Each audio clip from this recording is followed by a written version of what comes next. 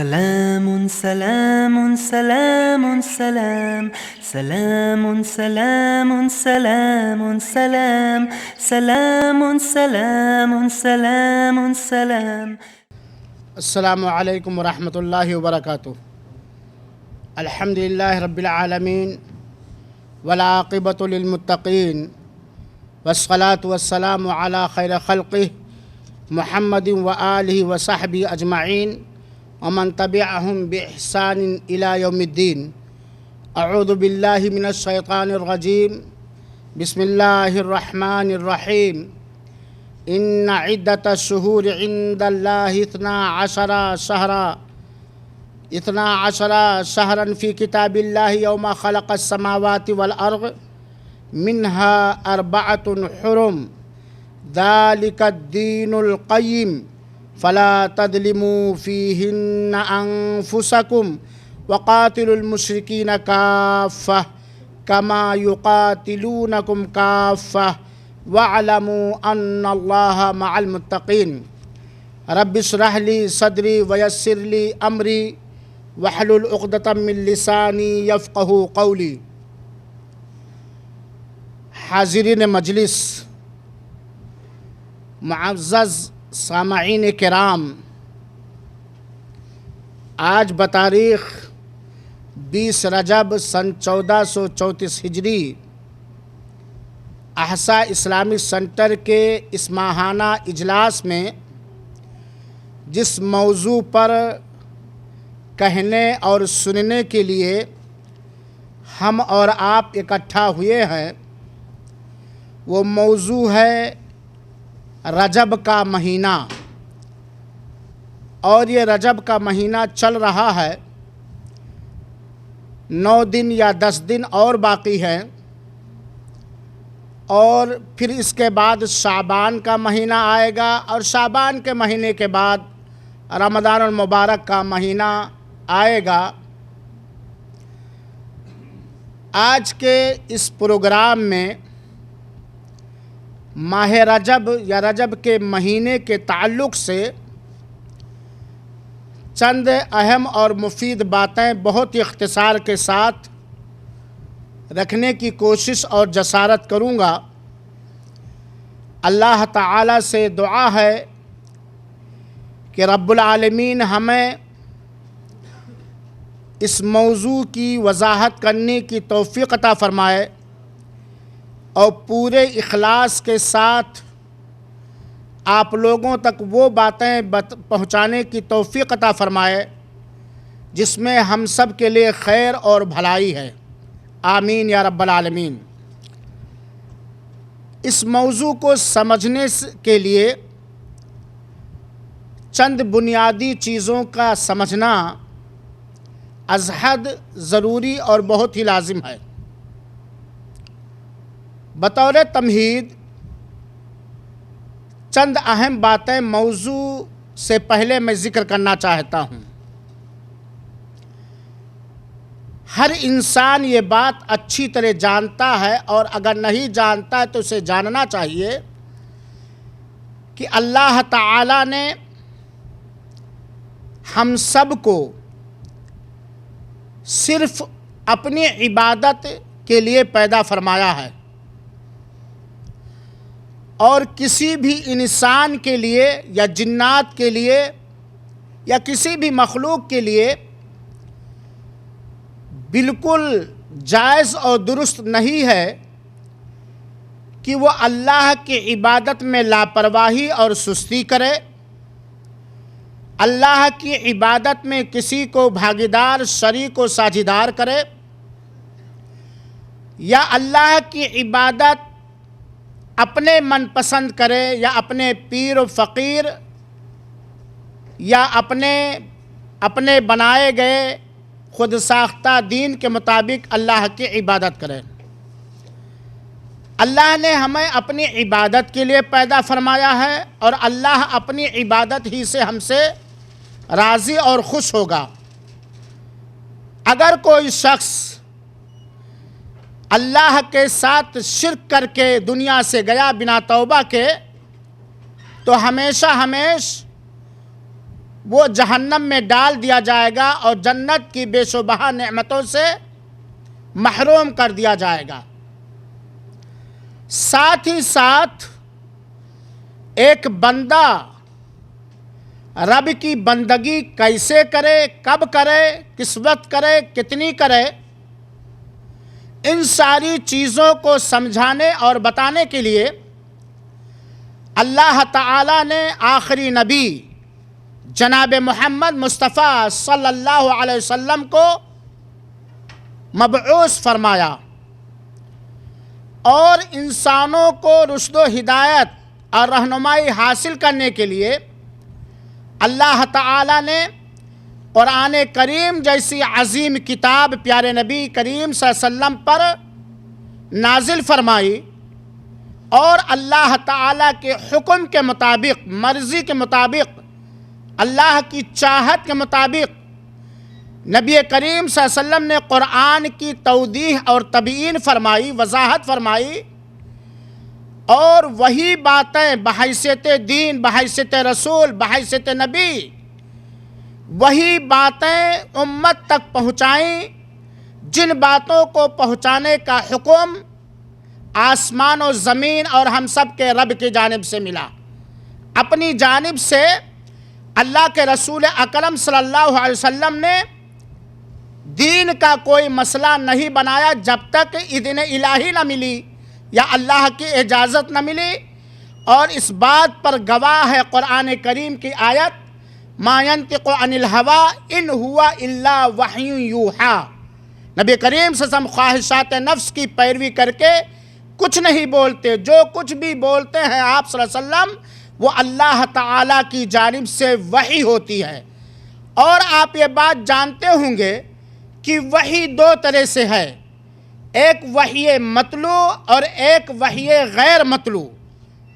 ایک وہ وحی جس کی تلاوت بطور عبادت کی جاتی ہے اور وہ ہے قرآن کریم، اور وحی غیر مطلوع یعنی وہ وحی ایشوریہ جس کی تلاوت بطور عبادت نہیں کی جاتی ہے، اور وہ ہے حدیث رسول، سنت رسول صلی اللہ علیہ وسلم۔ اللہ تعالیٰ نے ہم کو اپنی بندگی کے لیے پیدا فرمایا، اور بندگی کا طور طریقہ، ڈھنگ، وقت لینے کے لیے آخری رسول جناب محمد صلی اللہ علیہ وسلم کو مبعوث فرمایا اور یہ حکم دیا یا ایھا الذین آمنوا اطیعوا اللہ واطیعوا الرسول واولی الامر منکم فإن تنازعتم فی شیء فردوه الی اللہ والرسول ان کنتم تؤمنون باللہ والیوم الآخر ذالک خیر واحسن تاویلا۔ سورہ نساء کی آیت نمبر 59 کے اندر اللہ تعالیٰ نے خصوصیت کے ساتھ اہل ایمان کو، مومنوں کو، ایمان کے دعوے داروں کو مخاطب کر کے یہ حکم دیا کہ اے ایمان والو، تم اللہ کی اطاعت و فرما برداری کرو، اور اللہ کے رسول اکرم صلی اللہ علیہ وسلم کی اطاعت و فرما برداری کرو، اور تمہارے اوپر جو سربراہ متعین کر دیا جائے اس کی اطاعت و فرما برداری کرو۔ لیکن فَإِن تَنَازَعْتُمْ فِي شَيْءٍ، اگر تمہارے مابین، تمہارے آپس میں کسی چیز میں اختلاف ہو جائے، جھگڑا چھڑ جائے، کوئی کہے نہیں ایسا کیا جائے گا، کوئی کہے نہیں ایسا کیا جائے گا، تب ایسی صورت میں اس اختلاف کو حل کرنے کے لیے پلٹا دو اللہ کی طرف، یعنی اللہ کی کتاب کی طرف، اور اللہ کے رسول جناب محمد صلی اللہ علیہ وسلم کی طرف، یعنی حدیث رسول، سنت رسول، قول رسول، عمل رسول، تقریر رسول کی طرف۔ ان کنتم تؤمنون باللہ، اللہ تعالیٰ آگے کہتا ہے کہ اگر تم اللہ پر ایمان اور آخرت کے دن پر، بدلے کے دن پر اگر تم ایمان رکھتے ہو، تمہارا ایمان ہو، تو تم تابعداری اللہ کی کرو، رسول کی کرو، اپنے اوپر متعین کیے گئے سربراہ کی کرو، اور اگر تمہارے درمیان کسی مسئلے میں اختلاف ہو جائے تو اس اختلاف کا حل قرآن اور رسول صلی اللہ علیہ وسلم کی حدیث میں تلاش کرو۔ اگر تمہارا سچا ایمان ہے اللہ پر اور آخرت کے دن پر، یہی سب سے بہترین بات ہے۔ تو اس آیت کریمہ میں جس رب ذوالجلال نے ہمیں اپنی عبادت کے لیے پیدا فرمایا، اس رب نے ہمیں پابند کر دیا ہے کہ رب کی عبادت میں رسول کی پیروی ضروری ہے، رسول کی اطاعت اور اللہ کی اطاعت ضروری ہے۔ اسی طرح اللہ تعالیٰ نے سورہ حشر کی آیت میں فرمایا وَمَا آتَاكُمُ الرَّسُولُ فَخُذُوهُ وَمَا نَهَاكُمْ عَنْهُ فَانْتَهُوا۔ میرے بھائیوں اور ساتھیوں، دین کہاں سے لیں گے؟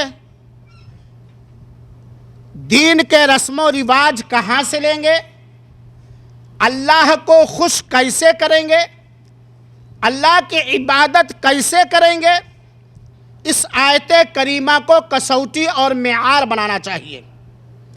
جو رب ذوالجلال کا کلام ہے، اللہ تعالی ہمیں حکم دیتا ہے، جہاں اللہ تعالی ہمیں حکم دیتا ہے وہیں پر اللہ تعالی ہمیں یہ باور کرا رہا ہے، ہمیں یہ سمجھا رہا ہے کہ وہ آخری نبی، شافع محشر، تاجدار مدینہ، احمد مجتبی، محمد مصطفیٰ، جن کو میں نے بہت سارے معجزات سے نوازا، جن کے اوپر ہم نے قرآن مجید جیسی عظیم کتاب جو رشد و ہدایت کی کتاب ہے اس کو میں نے اتارا۔ اس رسول کی حیثیت کیا ہے، اس رسول کا مقام کیا ہے، اس رسول کی اہمیت کیا ہے؟ اللہ تعالیٰ فرماتا ہے وَمَا آتَاكُمُ الرَّسُولُ فَخُذُوهُ وَمَا نَهَاكُمْ عَنْهُ فَانْتَهُوا۔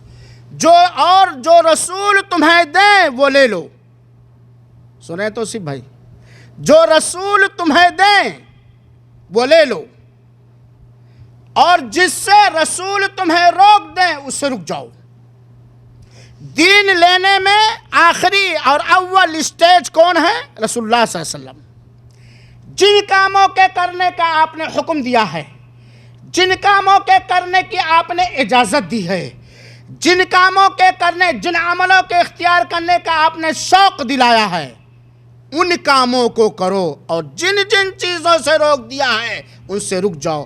گویا اطاعت و فرما برداری اس وقت تک، رسول کی اطاعت و فرما برداری اس وقت تک مکمل نہیں ہو سکتی جب تک کہ جن کاموں سے روکا ہے رکا نہ جائے، اور جن چیزوں کو دیا ہے لیا نہ جائے۔ گویا ہمیں کوئی اختیار نہیں دین بنانے کا، دین سازی کا، شریعت سازی کا، خانہ ساز شریعت گڑھنے کا ہمیں کوئی اختیار نہیں ہے۔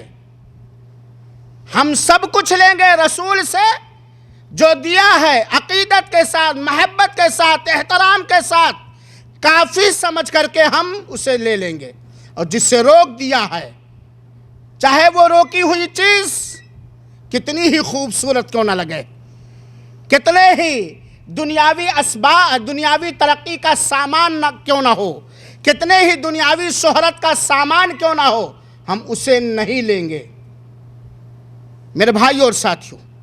اور اللہ تعالیٰ نے سورہ احزاب کی آیت نمبر 21 کے اندر بیان فرمایا لَقَدْ كَانَ لَكُمْ فِي رَسُولِ اللَّهِ أُسْوَةٌ حَسَنَةٌ، تمہارے لیے رسول اللہ صلی اللہ علیہ وسلم کے اندر بہترین نمونہ موجود ہے۔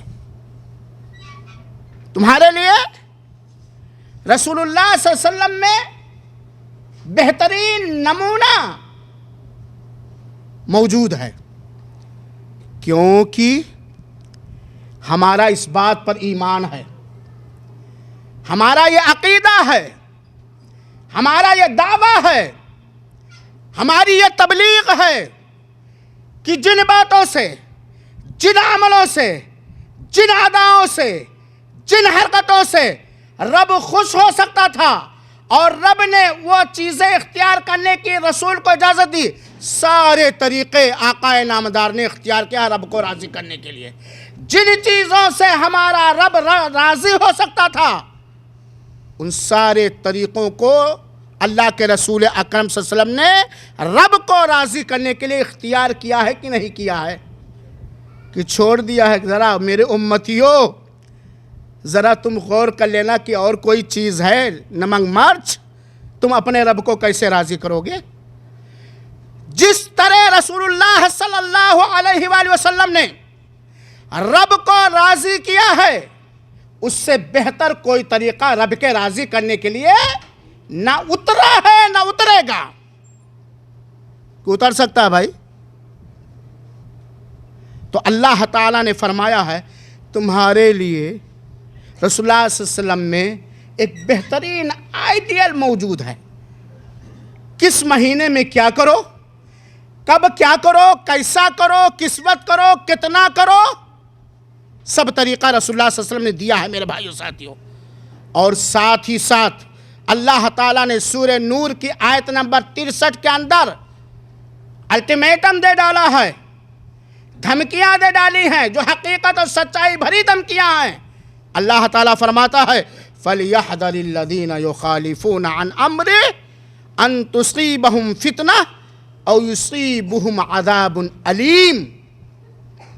آگاہ ہو جائیں، ہوشیار ہو جائیں وہ لوگ جو اس کے حکم کی مخالفت کرتے ہیں، جو اللہ کے حکم کی مخالفت کرتا ہے، جو رسول اللہ صلی اللہ علیہ وسلم کے حکموں کی مخالفت کرتا ہے، وہ ہوشیار ہو جائیں، الرٹ ہو جائیں، آگاہ ہو جائیں۔ کس بات سے؟ کہ اگر وہ مخالفت کرتے رہے اللہ کی، اس کے رسول کی، قرآن کی، سنت رسول کی، قرآن کی، حدیث رسول کی، اگر وہ مخالفتیں کرتے رہیں تو یہ سن لے ان تصیبہم فتنہ، وہ فتنے سے دوچار کر دیے جائیں گے یا انہیں دردناک عذاب پہنچے گا۔ اور آج میرے بھائیوں ساتھیوں، اگر آپ غور و فکر کے ساتھ دیکھیں تو وہ لوگ فتنے میں ہیں جن لوگوں نے دین کامل، دین مکمل، دین اسلام کے اندر اپنی طرف سے کچھ گھٹایا اور بڑھایا ہے۔ ان کے چہرے ہی صرف مسخ نہیں کر دیے گئے بلکہ تباہ و برباد ہیں۔ لاکھ مال کے مالک ہوں، لاکھ شہرت کے مالک ہوں، لیکن رسول کے حکموں کی کھلم کھلا مخالفت کرنے والے کا چہرہ بالکل دھندلا جوتا خور کی طرح لگتا ہے، اور اندرونی فتنے میں دوچار ہے وہ تو الگ سے میرے بھائیوں ساتھیوں۔ جب بھی اللہ اس کے رسول کے حکموں کی مخالفت کوئی قوم، کوئی قبیلہ، کوئی ملک، کوئی بستی والا، کوئی آدمی کرے گا تو اسے یا تو فتنے سے دوچار ہونا پڑے گا دنیا ہی کے اندر ہی، ورنہ مرنے کے بعد تو ان کے لیے دردناک عذاب ہے۔ اللہ محفوظ رکھے دنیا میں ہمیں فتنوں میں پڑنے سے اور قیامت کے دن دردناک عذاب سے۔ میرے بھائی اور ساتھیوں، ان ساری آیتوں کے اندر اللہ تعالیٰ نے ہمیں حکم دیا ہے ہر آن، ہر لمحہ، ہر سیکنڈ، ہر کام میں، خاص طور پر دین کے سارے امور میں ہم آئیڈیل بنائیں رسول اللہ صلی اللہ علیہ وسلم کو، ہم اطاعت کریں رسول اللہ صلی اللہ علیہ وسلم کی، ہم فرما برداری کریں رسول اللہ صلی اللہ علیہ وسلم کی۔ اگر ہمارا ایمان اللہ پر ہے، اگر ہمارا ایمان آخرت پر ہے، اگر ہم اپنے آپ کو فتنے سے بچانا چاہتے ہیں، اگر ہم اپنے آپ کو عذاب قبر سے محفوظ رکھنا، عذاب آخرت سے محفوظ رکھنا چاہتے ہیں، تو ہم رسول کے حکموں کی اور اللہ کے حکموں کی مخالفت کرنے سے بچیں اور رسول کی اتباع اور پیروی کریں۔ یہ رسول سے محبت کا تقاضا بھی ہے، یہ رسول سے عقیدت کا تقاضا بھی ہے۔ رسول سے محبت، رسول پر ایمان، رسول سے عقیدت، رسول سے لگاؤ کہ یہ چاہت ہے۔ وَمَا آتَاكُمُ الرَّسُولُ فَخُذُوهُ وَمَا نَهَاكُمْ عَنْهُ فَانْتَهُوا۔ رسول نے کہا کھڑا ہو، کھڑے ہو گئے۔ رسول نے کہا بیٹھ گئے۔ جہاں گرما دیا گرم ہو گئے، جہاں ٹھنڈا کر دیا ٹھنڈا کر دیے، کیونکہ آپ اللہ کے رسول ہیں اور آخری رسول ہیں۔ آپ نے اپنی طرف سے کچھ نہ کہا ہے. من جانب اللہ جو کچھ وحی ہوئی پھیلانے کا حکم ملا ہے وہی آپ نے فرمایا ہے. اور انسانوں میں مخلوقات میں سب سے کامل ذات اقدس اگر کوئی ذات ہے تو سرور دو عالم جناب محمد مصطفیٰ صلی اللہ علیہ وسلم کی ذات ہے. اللہم صلی علی محمد وعلی آل محمد کما صلیت علی ابراہیم وعلی آل ابراہیم انکا حمید مجید. اور آپ یہ بات جانتے ہیں, اچھی طرح جانتے ہیں, جانیے اور لوگوں کو بتلائیے بھی کہ کوئی بھی آدمی رب کا قریبی اس وقت تک نہیں ہو سکتا ہے جب تک کہ وہ نیک عمل نہ کرے. صحیح ہے کہ نہیں؟ برا عمل کر کے اللہ کو کوئی راضی نہیں کر سکتا ہے جب تک کہ وہ نیک عمل نہ کرے. اور کوئی بھی عمل نیک ہے کہ نہیں اس کے پرکھنے کے لیے ایک کسوٹی ہے. کوئی بھی عمل آپ کر رہے ہیں وہ نیک ہے کہ نہیں, عمل صالح ہے کہ نہیں, اس کے پرکھنے کے لیے دو چیزیں ہونی چاہیے. ایک تو اخلاص, کیا وہ عمل صرف اور صرف رب کی رضا جوئی کے لیے ہو, رب کو خوش کرنے کے لیے ہو, رب کی قربت حاصل کرنے کے لیے ہو. اگر عبادت میں ذرہ برابر دنیا یا دنیاوی مخلوق کی کوئی چیز یا کوئی بھی چیز جس کو شرک کہا جاتا ہے شریک آ گیا تو وہ عبادت صالح اور نیک نہیں ہو سکتی, وہ عمل صالح اور نیک نہیں ہو سکتا ہے. وَمَا أُمِرُوا إِلَّا لِيَعْبُدُوا اللَّهَ مُخْلِصِينَ لَهُ الدِّينَ. دوسری کسوٹی رسول اللہ صلی اللہ علیہ وسلم کی پیروی, رسول اللہ صلی اللہ علیہ وسلم کی اطاعت, سیم ٹو سیم, جب کیا جتنا کیا جس حیثیت سے کیا اتنا. رسول اللہ صلی اللہ علیہ وسلم کے سیدھے بتائے ہوئے راستے سے, آپ کے نقش قدم سے 1 انچ کون کہے, سب سے کم انچ جو پیمانہ آپ مان سکتے ہو اس سے بھی کوئی ہٹا تو عبادت قبول نہیں ہو سکتی ہے, جس کو کہا جاتا ہے رسول اللہ صلی اللہ علیہ وسلم کی پیروی, رسول اللہ صلی اللہ علیہ وسلم کی اطاعت, رسول اللہ صلی اللہ علیہ وسلم کی پیروی. اور اتباع اس وقت, رسول کی اتباع یا پیروی اس وقت تک نہیں ہو سکتی ہے صحیح طریقے سے جب تک کہ 6 چیزیں نہ پائی جائیں. سبب میں موافق ہو, جنس میں موافق ہو, مقدار میں موافق ہو, کیفیت میں موافق ہو, زمانے میں موافق ہو اور مکان میں موافق ہو. ان سارے 6 چیزوں میں ہمارا عمل جب ہوگا تبھی ہو پائے گا. میرے بھائیوں, میں تفصیل پہ نہیں جانا چاہتا. ساتھ ہی ساتھ میرے بھائیوں ساتھیوں, ہم سب کو رسول سے عقیدت ہے نا, محبت اللہ اور بڑھائے, سب کو ہے. اور اگر گمراہ کرنے والے قوم و ملت کو گمراہ نہ کریں, رسول اللہ صلی اللہ علیہ وسلم کا جو مقام ہے, آپ صلی اللہ علیہ وسلم کی جو حیثیت ہے, اگر صحیح طریقے سے جس طرح قرآن میں بیان کیا گیا ہے, جس طرح سنت رسول میں بیان کیا گیا ہے, اللہ کی قسم قوم و ملت تک لوگ پہنچانے لگے تو سارے کے سارے رسول اکرم صلی اللہ علیہ وسلم کے طریقے پر چلیں گے, کیونکہ ان سے بہتر طریقہ کسی کا ہو ہی نہیں سکتا ہے, ان سے اکمل اور کامل طریقہ کسی کا ہو ہی نہیں سکتا. میرے بھائیوں اور ساتھیوں, میری ان باتوں کو جو میں رسول کی بات آپ کے کانوں تک ہی نہیں پوری دنیا تک میں پہنچانا چاہتا ہوں, ذرا غور سے سنیں گے اور دھیان دیں گے. اللہ کے رسول اکرم صلی اللہ علیہ وسلم نے فرمایا ہے, اللہ کے رسول اکرم صلی اللہ علیہ وسلم نے فرمایا ہے, اور یہ حدیث عائشہ رضی اللہ عنہا بیان کرتی ہیں. اللہ کے رسول فرماتے ہیں, من احدث فی امرنا ھذا ما لیس منہ فہو رد. یہ حدیث صحیح ہے, صحیح مسلم میں بھی ہے, صحیح بخاری میں بھی ہے. اس کے صحیح ہونے میں کوئی شک اور شبہ نہیں. یہ رسول اللہ صلی اللہ علیہ وسلم کے منہ سے نکلا ہوا آپ کا پیارا فرمان ہے. فرمان رسول کا ترجمہ کیا ہے؟ من احدث فی امرنا ھذا, جس نے ہمارے اس حکم میں, ہمارے اس دین میں, کون سا دین؟ جو کامل دین اللہ تعالیٰ نے نبی کریم صلی اللہ علیہ وسلم پر اتارا, جس نے ہمارے حکم میں، ہمارے دین میں کوئی نئی چیز گڑھ لی، ایجاد کر لی، پیدا کر لیا، تو اللہ کے رسول اکرم صلی اللہ علیہ وسلم فرماتے ہیں وہ مردود ہے، وہ قابل قبول نہیں۔ دین میں کوئی ایسی نئی چیز گڑھی گئی جو دین سے نہیں ہے، لاکھ اس کا لوگ ڈھنڈورا پیٹیں، لاکھ اس کو لوگ خوبصورت سمجھیں، وہ مردود ہے، ٹھکرایا ہوا۔ اس سے پتہ چلا کہ دین اسلام کا یہ مزاج ہے کہ وہ باہری چیز کو قبول ہی نہیں کر سکتا ہے، وہ باہری چیز کو قبول ہی نہیں کر سکتا ہے۔ کوئی نئی چیز اس کے اندر جب بھی گڑھا گیا، پیدا کیا گیا، وہ دین میں سے نہیں ہو سکتا ہے۔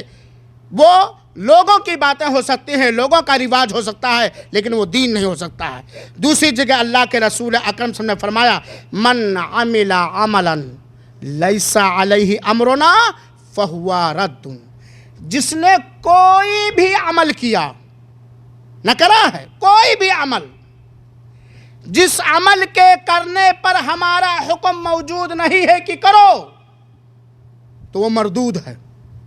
وہ کیا ہے؟ مردود ہے، غیر قابل قبول ہے۔ اسی طرح اللہ کے رسول اکرم صلی اللہ علیہ وسلم میرے بھائیو ساتھیو جمعہ کے خطبے میں ہمیشہ پڑھا کرتے تھے۔ جمعہ کا خطبہ بڑا اہم خطبہ ہوتا ہے نا، اسی لیے اس کو غور سے سننا، ذرا پانی لائیے گا بھائی، اسی لیے ہے، جزاک اللہ خیر، اسی لیے جمعہ کا خطبہ غور سے سننا واجب ہے نا۔ جمعہ کے خطبے کے درمیان اگر کوئی شخص بات چیت کیا تو وہ محروم ہو جائے گا اجر و ثواب سے۔ دیکھیے اہمیت، دیکھیے اللہ کے رسول اکرم صلی اللہ علیہ وسلم اپنے خطبہ جمعہ کے اندر ہمیشہ حمد و صلات کے بعد پڑھا کرتے تھے، اور آج بھی اس سنت کو رائج رکھا جاتا ہے۔ خطبہ جمعہ میں آج بھی یہ چیز پڑھی جاتی ہے، لیکن افسوس ہے کہ ہم لوگ عربی نہیں سمجھتے۔ اگر عربی سمجھتے تو پھر ان بازاری قسم کے لوگوں کے ڈھکوسلے میں، بہلاوے میں نہ آتے۔ خطبہ جمعہ کے اندر منبر پر اللہ کے رسول کیا پڑھتے تھے؟ سنیے، اللہ کے رسول اکرم کہتے تھے فَإِنَّ خَيْرَ الْحَدِيثِ كِتَابُ اللَّهِ، سب سے بہترین بات اللہ کی کتاب ہے۔ کسی کو اعتراض ہے اس بات پر؟ کوئی اللہ کی کتاب سے بہترین کتاب لا سکتا ہے؟ سب سے بہترین بات اللہ کی کتاب ہے۔ ہمارا ایمان ہے کہ نہیں اس بات پر؟ اگر ایمان نہیں ہے تو ہم دین سے باہر ہو جائیں گے۔ وَخَيْرِ الْحَدِيِ هَدْيُ مُحَمَّدٍ صلی اللہ علیہ وسلم، سب سے بہترین رہنمائی، سب سے بہترین گائیڈ، سب سے بہترین ہدایت رسول اللہ صلی اللہ علیہ وسلم کی ہدایت ہے۔ بات سچ ہے کہ نہیں؟ بات سچ ہے کہ نہیں ہے؟ اور اللہ کے رسول اکرم صلی اللہ علیہ وسلم فرماتے تھے وَإِنَّ شَرَّ الْأُمُورِ مُحْدَثَاتُهَا، سب سے گھینا ہونا، گندا، گھٹیا، برا معاملہ کیا ہے؟ کوئی نئی چیز ایجاد کر لی جائے، کوئی نئی چیز ایجاد کی جائے، کوئی بدعت کر لی جائے۔ وہ کل بدعت ضلالہ، ہر بدعت گمراہی ہے۔ ہر بدعت کیا ہے؟ گمراہی ہے۔ اسی طرح اللہ کے رسول اکرم صلی اللہ علیہ وسلم نے کہ ایک حدیث عرباد بن ساریہ رضی اللہ تعالیٰ عنہ نقل کرتے ہیں، اور سونے کے پانی سے جگہ جگہ لکھ کے لٹکانے کے لائق ہے، اور ڈیلی پڑھنے کے لائق ہے، سمجھانے کے لائق ہے۔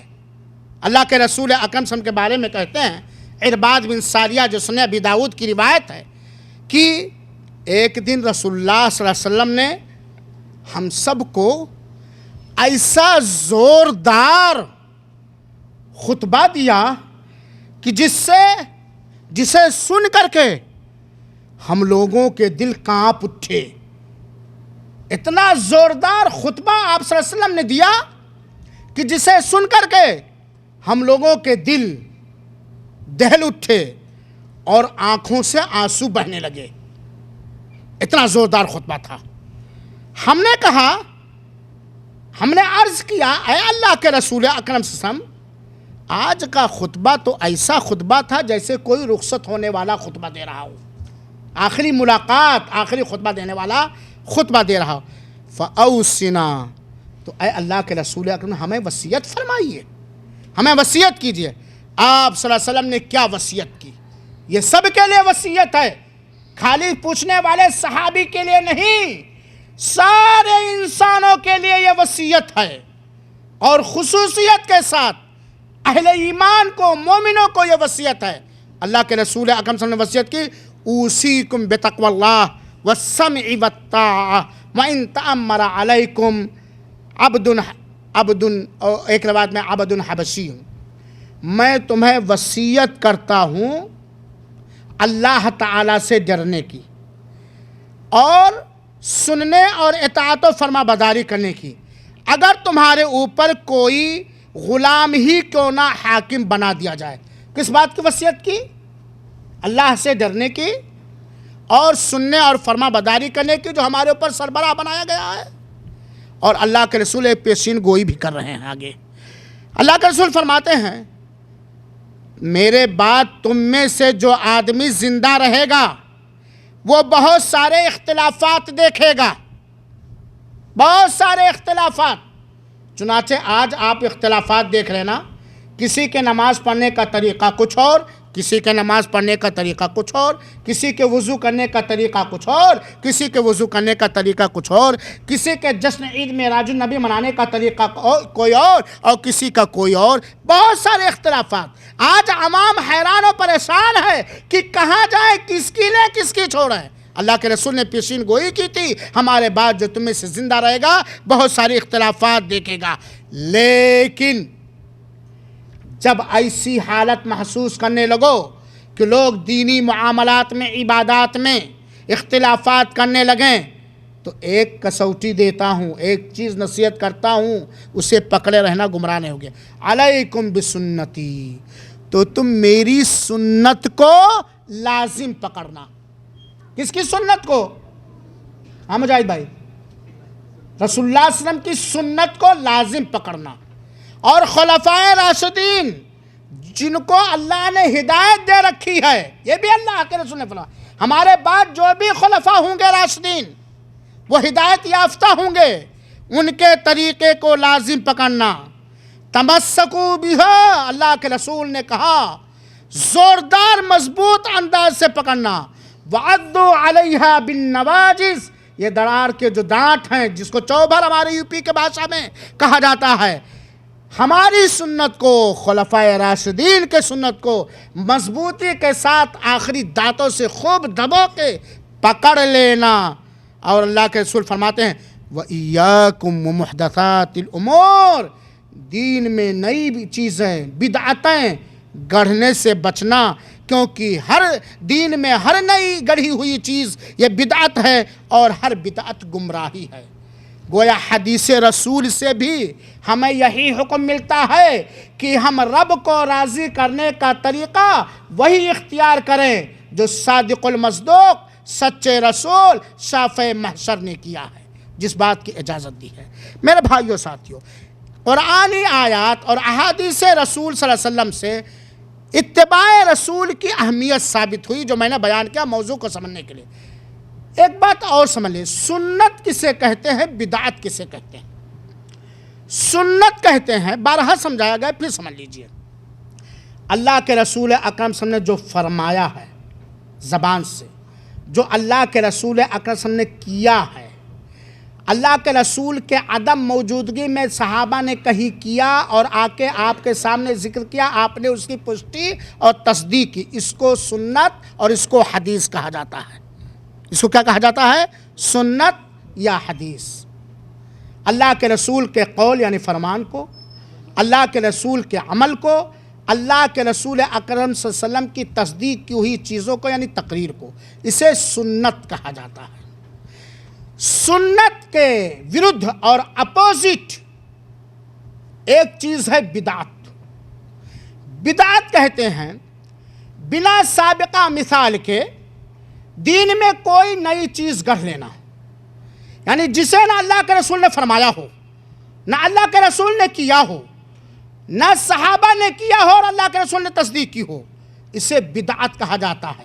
نئی چیز جو رسول کے زمانے میں نہیں تھا، رسول کے ہاں نہیں تھا، اسے بدعت کہتے ہیں۔ سنت پر چلنے والوں کو سنی کہا جاتا ہے۔ کیا کہا جاتا ہے؟ سنی. اور بدعت پر چلنے والوں کو، بدعت گڑھنے والوں کو اور بدعت پھیلانے والوں کو بدعتی کہا جاتا ہے. کیا کہا جاتا ہے؟ بدعتی. بدعت گڑھنے والا، بدعت کا عاشق، بدعت کو پروان دینے والا. سنی کسے کہا جاتا ہے؟ سنت رسول، حدیث رسول کو اپنانے والا. اور برملا، بنا کسی مجاملہ کے یہ بات کہہ دینا میں مناسب سمجھتا ہوں، اور اگر کسی کو میری آگے آنے والی بات سے تکلیف ہوگی تو تکلیف محسوس کرنے سے پہلے میری بات پر غور کریں گے اور معاف کریں گے. بدعت سے وہی جماعتیں بچی ہوئی ہیں، محفوظ ہیں جو اہل حدیث ہیں، یعنی جو قرآن اور حدیث کے ماننے والے ہیں، منہج صحابہ کے مطابق. قرآن و حدیث کو جس طرح خلفائے راشدین نے اور تمام جملہ صحابہ کرام نے سمجھا ہے، عمل کیا ہے، اس طرح سمجھنے والی ایک ہی جماعت حقہ ہے جو اہل حدیث اپنے آپ کو کہتے ہیں، یعنی قرآن و حدیث والے. کیونکہ جو قرآن کو مانے گا، قرآن کی مانے گا، جو سنت کو مانے گا، سنت کی مانے گا، اس کے یہاں بدعت آ ہی نہیں سکتی ہے. اور ان کے علاوہ کوئی بھی ایسی جماعت نہیں آپ پائیں گے جن کے عقیدوں میں کہیں بدعت نہ ہو، جن کے عمل میں کہیں بدعت نہ ہو، جن کے رسم و رواج میں کہیں بدعت نہ ہو. کیونکہ قرآن و حدیث ہی کے ماننے والے ہر بات کی دلیل قرآن اور حدیث رسول سے منہج صحابہ کے مطابق لیتے ہیں. باقی لوگ اپنے اپنے اماموں، اپنے اپنے پیروں، جن کی بیعت کیے ہوئے ہیں یا جن کی ٹھیکیداری چل رہی ہے، یا اپنے اپنے مرشدوں کے حساب سے چلتے ہیں. کیونکہ قرآن و حدیث والے، اہل حدیث، ہر بات کو قرآن و حدیث پر پرکھتے ہیں. کسی کی بھی بات اگر قرآن و حدیث سے موافق ہے تو لے لیتے ہیں. کسی کی بھی بات اگر قرآن و حدیث منہج صحابہ، فہم صحابہ کے مخالف ہے، کسی کی بھی بات ہو، مفتی صاحب کی ہو، علامہ صاحب کی ہو، پیر صاحب کی ہو، بخاری کا ترجمہ لکھنے والے کی ہو، قرآن کا ترجمہ لکھنے والے کو، اس کو ردی کی ٹوکری میں ڈال دیتے ہیں. اس لیے بدعت، عقیدے میں بدعت، عمل میں بدعت اور چیزوں میں بدعت محفوظ وہی لوگ ہیں جو قرآن و حدیث کو اس طرح لیتے اور مانتے ہیں جس طرح سب سے بہترین لوگوں نے لیا ہے. اور وہ سب سے بہترین لوگ کون ہیں؟ صحابہ کرام. ان کے علاوہ میرے بھائیوں معاف کریں گے، جتنی بھی جماعتیں، جتنے بھی فرقے، جتنی بھی ٹولیاں، جتنے بھی گروہیں پائی جاتی ہیں، ان کے یہاں کہیں نہ کہیں بدعت ہے. اور قرآن و حدیث والے اگر کوئی بات کہہ گئے، لکھ گئے، جیسے ان کو پتہ چلتا ہے کہ ہماری یہ کہی ہوئی یا لکھی ہوئی بات قرآن و حدیث کے خلاف ہے، اپنی بات کو نگل لیتے، واپس لے لیتے ہیں، قرآن و حدیث کو مقدم کرتے ہیں. باقی سارے لوگ کچھ بھی ہو، یہ ہمارے امام صاحب کا فرمان ہے، یہ ہمارے پیر صاحب کا فرمان ہے، یہ فلاں مفتی صاحب کا کہنا ہے، یہ فلاں خواجہ صاحب کا کہنا ہے. تو سنی کہتے ہیں سنت کے اپنانے والے کو، عقیدے میں، عمل میں، معاملات میں. بدعتی کہتے ہیں چور کو، ڈاکو کو، خائن کو، قرآن پر تہمت لگانے والے کو، رسول پر تہمت لگانے والے کو، دین کو مکمل نہ ماننے والے کو. کیونکہ جو دین کو مکمل مانے گا وہ بدعت سے میل جول یا دوستی نہیں کر سکتا ہے. بات صحیح کہ نہیں میرے بھائیو ساتھیوں؟ ان تمہیدی کلمات کے بعد اب آئیے اصل موضوع پر رجب کے تعلق سے ہم کچھ کہنے اور سننے کی کوشش کریں. اللہ تعالی ہمیں صحیح طریقے سے کہنے، سمجھنے اور سمجھانے کی توفیق عطا فرمائے. آمین. میرے بھائیوں اور ساتھیوں، اللہ کے واسطے آپ سب سے ایک بھیک مانگتا ہوں، اللہ کا واسطہ دے کر کے، کہ جہاں بھی سنت کا پتہ لگ جائے ہم اسے لے لیں، اور جیسے ہمیں تحقیق کے ساتھ معلوم ہو جائے کہ یہ عمل، یہ عقیدہ، یہ رسم و رواج بدعت ہے اسے چھوڑنے میں دیر نہ کریں، کیونکہ بدعتی یہ رسول کا قریبی نہیں ہو سکتا ہے، شفاعت رسول سے محروم کر دیا جائے گا، کیونکہ وہ رسول اللہ صلی اللہ علیہ وسلم کے پر اتارے گئے دین کے اندر یا گھٹا رہا ہے یا بڑھا رہا ہے۔ کوئی مائی کا لال جو رسول اللہ صلی اللہ علیہ وسلم پر اتارے گئے دین کے اندر سے گھٹا لے یا بڑھا دے؟ ہے کسی کو اختیار؟ ہے کسی کو اختیار؟ نہیں ہے میرے بھائیو ساتھیو۔ اور اللہ تعالیٰ نے ہر موقع پر ہر جگہ ہمیں اپنے رسول کی تابعداری کرنے کا حکم دیا۔ اور یہی یہ بات بھی جان لیں، سب سے اچھی تابعداری، اطاعت و فرما برداری رسول اللہ صلی اللہ علیہ وسلم کی خلفائے راشدین اور دیگر صحابہ کرام نے کیا ہے۔ یہ چیلنج صحیح ہے یا غلط؟ رسول اللہ صلی اللہ علیہ وسلم کی سب سے اچھی تابعداری، اطاعت و فرما برداری، سب سے اچھے انداز میں اللہ کا تقوی اور خوف رکھتے ہوئے، رسول اللہ صلی اللہ علیہ وسلم کی محبت دل میں رکھتے ہوئے کس نے کیا ہے؟ خلفائے راشدین نے کیا ہے اور صحابہ کرام نے کیا۔ اور خلفائے راشدین اور دیگر صحابہ کرام حریص تھے، لالچی تھے دین کے، سنت کے، حکم رسول کے۔ حکم رسول آ گیا، چھوڑنے میں دریغ نہیں کیا۔ ایسے ہی ہم سب سنی مسلمان ہیں نا؟ الحمدللہ سنی مسلمان ہیں کہ نہیں بھائی؟ الحمدللہ ہم سب سنی مسلمان ہیں۔ سنی مسلمان کے اوپر یہ واجب اور ضروری ہے کہ جو چیز سنت سے ثابت ملے، چاہے برسہ برس سے کرتا چلا جائے، فوراً اسے توبہ کر لے، اسے چھوڑ دے اور لوگوں تک اس سنت کو پہنچائے، اور ہر بدعت سے فوراً توبہ کر لے۔ یہ سنی مسلمان کی دینی، ایمانی، سماجی ذمہ داری ہے میرے بھائیوں ساتھیوں۔ اور جب سنی، صحیح سنی مسلمان بن کر کے رب کے پاس جاؤ گے تو رب اپنے وعدے کے مطابق آپ کو خوشحال کر دے گا۔ وَلَكُمْ فِيهَا مَا تَشْتَهِي أَنفُسُكُمْ وَلَكُمْ فِيهَا مَا تَدَّعُونَ نُزُلًا مِّنْ غَفُورٍ رَحِيمٍ۔ حاضرین کرام، اللہ تعالیٰ نے سورہ توبہ کی آیت نمبر 36 کے اندر بیان فرمایا، میں اختصار سے بیان کر رہا ہوں۔ اللہ تعالیٰ نے فرمایا ہے ان عدت الشہور عند اللہ 12 شہرا فی کتاب اللہ، اللہ کی کتاب میں یعنی لوح محفوظ میں سال کے 12 مہینے ہیں جس دن اللہ تعالیٰ نے آسمان و زمین کو پیدا فرمایا۔ اللہ تعالیٰ اپنی مخلوق کو جیسا چاہا ویسا بنایا، صحیح ہے کہ نہیں ہے؟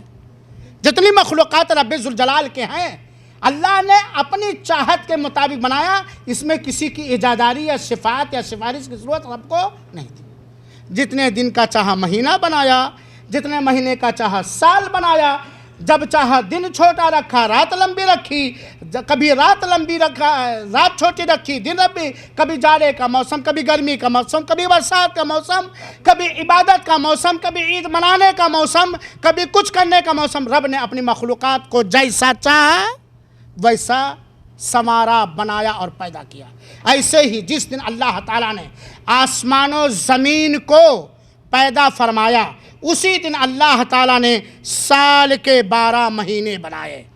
یہی مہینے جو چل رہے ہیں، یہی مہینے عربی کے حساب سے جن کی شروعات محرم کے مہینے سے، سال کی شروعات محرم کے مہینے سے اور انتہا ذی الحجہ کے مہینے پہ، یہ سال کے 12 مہینے بنائے۔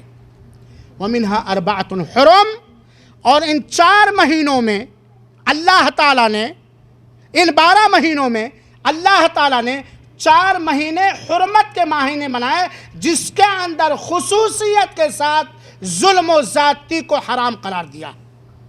عام زمانے میں بھی، عام مہینوں میں بھی، عام دنوں میں بھی ظلم و زیادتی حرام ہے، لیکن خصوصیت کے ساتھ ان 4 مہینوں میں اللہ تعالیٰ نے قتل و غارت گری، ظلم و زیادتی کو حرام قرار دیا۔ اس کا مطلب نہیں ہے کہ انہیں 4 مہینوں میں ظلم و زیادتی حرام ہے، دوسرے مہینوں سارے مہینوں میں حرام ہے، لیکن ان مہینوں میں ان کی حرمت اور بڑھ جاتی ہے۔ اور وہ اور اللہ تعالیٰ نے فرمایا فَلَا تَظْلِمُوا فِيهِنَّ أَنفُسَكُمْ، چنانچہ ان حرمت والے مہینوں میں اپنے اوپر تم ظلم نہ کرو۔ یہ 4 مہینے کون سے ہیں؟ حدیث رسول سے پتہ چلتا ہے کہ یہ 4 مہینے 3 لگاتار ہیں۔ ذی قعدہ، ذی الحجہ، محرم، یہ حرمت والے مہینے ہیں۔ خصوصیت کے ساتھ ظلم و زیادتی، کسی طرح کی بھی ظلم و زیادتی ہو، یہ حرام اور ناجائز ہے، چاہے وہ قتل و غارت گری ہو، چاہے شرک و بدعت ہو، یا کوئی بھی ہو۔ اور ایک مہینہ جو جمادی الاخری اور شعبان کے بیچ میں ہے، اور وہ کون سا مہینہ ہے؟ رجب کا مہینہ۔ یہ 4 مہینے حرمت والے مہینے ہیں، ذی قعدہ، ذی الحجہ، محرم، اور چوتھا مہینہ کون سا ہے؟ رجب۔ علماء کرام نے، مفسرین نے لکھا ہے کہ ذی قعدہ کو اللہ تعالیٰ نے اس لیے حرمت والا، خاص طور پر قتل و غارت گری اس کے اندر بند کیا تاکہ حج پہ آنے والوں کے لیے دور دراز سے آنا آسان ہو، کیونکہ مہینے میں کفار مکہ بھی قتل و غارت گری سے باز رہتے تھے۔ اور ذی الحجہ اس لیے تاکہ حج کے کام کرنا آسان ہو، اور محرم اس لیے اللہ تعالیٰ نے خصوص کے ساتھ حرمت والا مہینہ بنایا تاکہ لوگوں کو حج سے واپسی اپنے وطن آسان ہو، کیونکہ ان 3 مہینوں میں قتل و غارت گری، لوٹ مار یہ بند رہے گا۔ رجب کو اس لیے اللہ تعالیٰ نے حرمت والا بنایا ہے تاکہ اگر کوئی شخص حج کے بعد خانہ کعبہ آنا چاہے تو 1 مہینے میں آ کے عمرہ وغیرہ کر کے چلا جائے مامون طریقے سے۔ یہ کچھ علماء کرام نے اس کو ذکر کیا ہے۔ اللہ کے رسول اکرم صلی اللہ علیہ وسلم نے ایک حدیث کے اندر بیان فرمایا، ان الزمانہ قد استدار کہیئتی یوم خلق اللہ السماوات والارض، زمانہ اسی حالت پہ واپس آ گیا جس دن اللہ تعالیٰ نے جس دن اللہ تعالیٰ نے آسمان و زمین کو بنایا۔ دراصل یہ 4 مہینے حرمت کے تھے، کفار مکہ بھی ان کا احترام کرتے تھے، لیکن 2 قبیلے تھے، ایک تھا مضر اور ایک تھا ربیعہ۔ ربیعہ رمضان کو حرمت والا مہینہ مانتا تھا۔ ربیعہ کیا مانتے تھے کہ سال کے 12 مہینوں میں کوئی بھی مہینہ اپنے حساب سے ہم گنتی پوری کر کے بنا لیں، تو وہ اپنے حساب سے، جیسے آج بھی ہمارے ہندوستان میں غیر مسلم ملماس لگا کر کے مہینے کو آگے پیچھے کرتے ہیں، ایسے وہ بھی کرتے تھے۔ لیکن مضر والے رجب کو مانتے تو حرمت والا مہینہ، اس رجب کو جو جمادی الاخری اور شعبان کے بیچ میں ہے، اور یہ رجب تو اللہ تعالیٰ نے، اللہ کے رسول نے فرمایا کہ زمانہ ویسے ہی پلٹ کر کے آ گیا جس طرح آسمان و زمین، جس دن اللہ تعالیٰ نے آسمان و زمین کو پیدا فرمایا، سال 12 مہینے کے ہوتے ہیں۔ چنانچہ کیا ملا سنت سے ہم سال 13 مہینہ کے نہیں لے سکتے، سال 12 مہینے کے ہوتے ہیں۔ ان 12 مہینوں میں 3 مہینے، ان 12 مہینوں میں 4 مہینے حرمت والے مہینے ہیں۔ اللہ کے رسول نے فرمایا 3 لگاتار کنٹینیو ہیں، ذی قعدہ، ذی الحجہ، محرم، اور چوتھا مضر کا رجب، مضر قبیلے مضر کا رجب۔ چونکہ مضر والے، یہ قبیلے مضر والے، یہ رجب کی زیادہ تعظیم کرتے تھے، زیادہ احترام کرتے تھے، اس میں قتل و غارت گری سے زیادہ باز رہتے تھے، اور یہ جمادی الاخری اور شعبان کے بیچ میں ہے، اللہ کے رسول اکرم صلی اللہ علیہ وسلم نے فرمایا۔ تو اللہ تعالیٰ نے سال کے 12 مہینے اسی دن پیدا فرمائے جس دن اللہ تعالیٰ نے آسمان و زمین کو پیدا فرمایا، اور یہی سال کے 12 مہینے، جن میں 4 مہینے یہ رجب کے مہینے ہیں۔ رجب کا نام رجب کیوں رکھا گیا؟ رجب کا نام، رجب اس کی تعظیم اور احترام کی وجہ سے رکھا گیا ہے، اس کی تعظیم کرنے کا، احترام کرنے کا حکم دیا گیا ہے۔ یا کفار مکہ اس کی تعظیم اور احترام کرتے تھے، اور تعظیم اور احترام کا مطلب یہ ہے کہ خصوصیت کے ساتھ رجب کے مہینے میں قتل و غارت گری، جنگ و جدال، مار دھاڑ یہ بند رکھا کرتے تھے۔ اسی لیے ویسے علماء کرام نے، بہت سارے علماء کرام نے رجب کے 14 نام ذکر کیے ہیں، رجب کے 14 نام ذکر کیے ہیں، جن کے ذکر سے کوئی اس موضوع میں فائدہ نہیں، اس لیے میں نہیں ذکر کرتا ہوں۔ تو رجب کا نام رجب اس لیے رکھا گیا، اس کی تعظیم اور توقیر کی وجہ سے، اور اس کی عظمت کی وجہ سے رجب کا نام رکھا گیا۔ میرے مسلمان بھائیوں، ساتھیوں، ہم نے اتباع رسول کی اہمیت پر چند آیات اور حدیث سنا، اور یہ جانا کہ سال کے 12 مہینے ہیں، ان میں سے 4 مہینے حرمت والے مہینے ہیں، اور ان حرمت والے مہینوں میں ایک رجب کا مہینہ ہے جس کی تعظیم کی وجہ سے اس کا نام رجب رکھا گیا ہے۔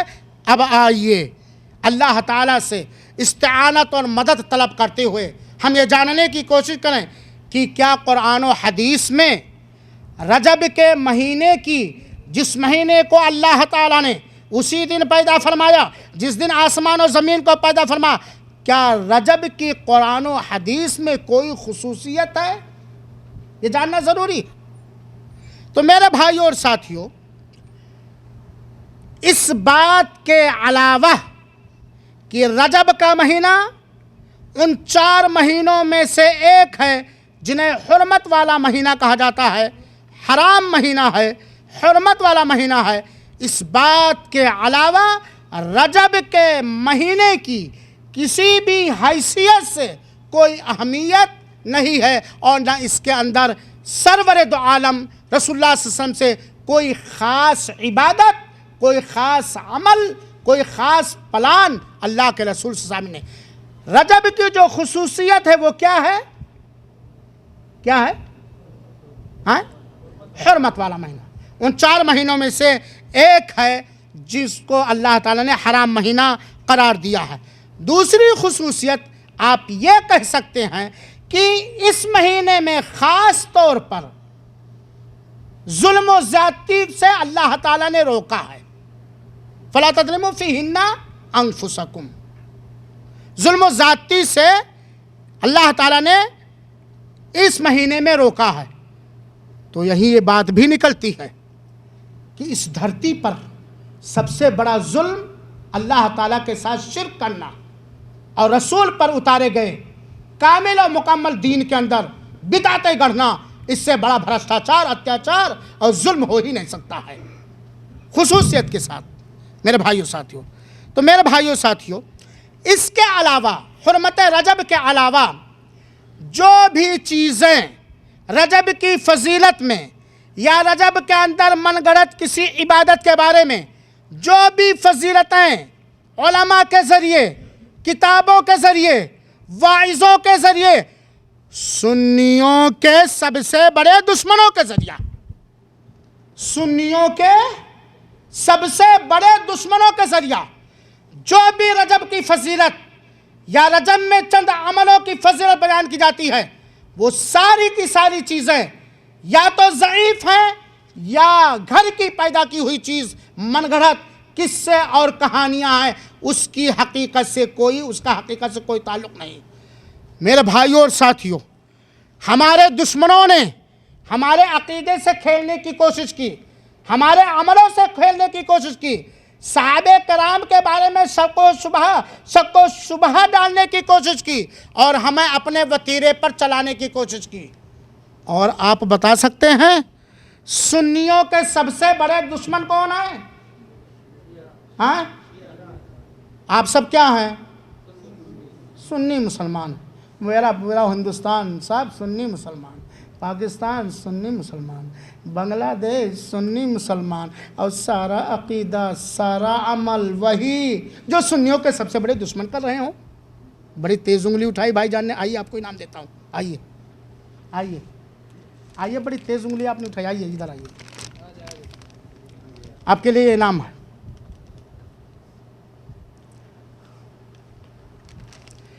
میرے بھائی اور ساتھیوں، اس کے علاوہ رجب کی کوئی خصوصیت ثابت نہیں۔ جزاک اللہ خیر والسلام۔ اب آئیے، حافظ ابن حجر رحمۃ اللہ علیہ نے فرمایا ہے، حافظ ابن حجر رحمۃ اللہ علیہ نے، یا حافظ ابن حجر کون ہیں؟ جنہوں نے بخاری شریف کی شرح فتح الباری لکھی ہے، اور اس کے علاوہ بہت سارے محدثین نے، اصول حدیث کے ماہرین نے، جن کو محدث کہا جاتا ہے، جن کو مورخ کہا جاتا ہے، جن کو مفسر کہا جاتا ہے، ان علماء کرام نے فرمایا ہے کہ رجب کے مہینے کی فضیلت کے بارے میں کوئی صحیح چیز نہیں آئی ہے، وارد نہیں آئی ہے، نہ رجب کے روزے کے بارے میں، اور نہ ہی رجب کے اندر کسی تاریخ کے اندر کوئی خصوصی نماز پڑھنے میں، اور نہ ہی شب معراج یا عید معراج منانے کے بارے میں کوئی صحیح چیز نہیں آئی ہے۔ میرے بھائیو ساتھیوں، تو صحیح بات یہ ہے کہ رجب کی خصوصیت یہ ہے کہ حرمت والا مہینہ ہے، اس کے علاوہ رجب کے مہینے کی کوئی عظمت، کوئی فضیلت، کوئی برتری، یا اس مہینے کے اندر کوئی خاص عبادت کا ثبوت اس ذات اقدس سے نہیں ہے جس ذات اقدس کو آپ اپنا آخری رسول مانتے ہو، اور اس بہترین امت سے نہیں ہے جن کے بہترین ہونے کی گواہی صحابہ اللہ کے رسول نے دی ہے، یعنی خلفائے راشدین اور صحابہ کرام سے۔ میرے بھائیو، لیکن سنت کے دشمنوں نے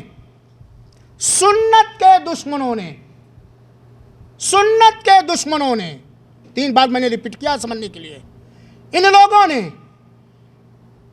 مختلف انداز سے من گڑت باتوں کو لے کر کے، ضعیف روایتوں کو لے کر کے، موضوع گڑھی ہوئی چیزوں کو لے کر کے وہ ساری چیزیں داخل کر دی جو ان کے یہاں تھی، اپنی گندگی اٹھا کر کے تھوپ دیا سنیوں کے سماج میں تاکہ ہمارے ماننے والے زیادہ ہو جائیں، اور جہالت کی وجہ سے یا بعض اسباب کی وجہ سے سنی بھی ایکسپٹ اور قبول کرتے چلے گئے۔ انہی چیزوں میں سے سرسری طور پر ایک چیز یہ ہے، رجب کے مہینے میں خصوصیت کے ساتھ روزہ رکھنا، جس کو کہا جاتا ہے رجبی روزہ۔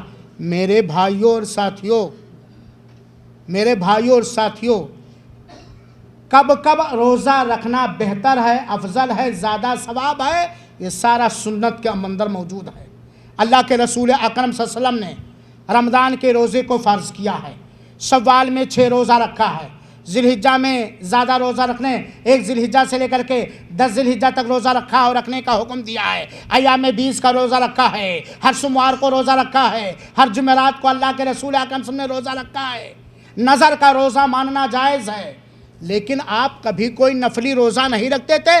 رجب کے مہینے کے آنے کی وجہ سے خصوصیت کے ساتھ رجبی روزہ رکھنا یہ اللہ کے رسول اکرم صلی اللہ علیہ وسلم سے ثابت نہیں ہے۔ علامہ ابن تیمیہ رحمۃ اللہ علیہ فرماتے ہیں کہ شعبان کے رجب کے مہینے کو روزے کے ساتھ خاص کرنا یہ کسی صحیح حدیث سے ثابت نہیں ہے، یہ ساری کی ساری ضعیف اور من گڑھت روایتیں ہیں۔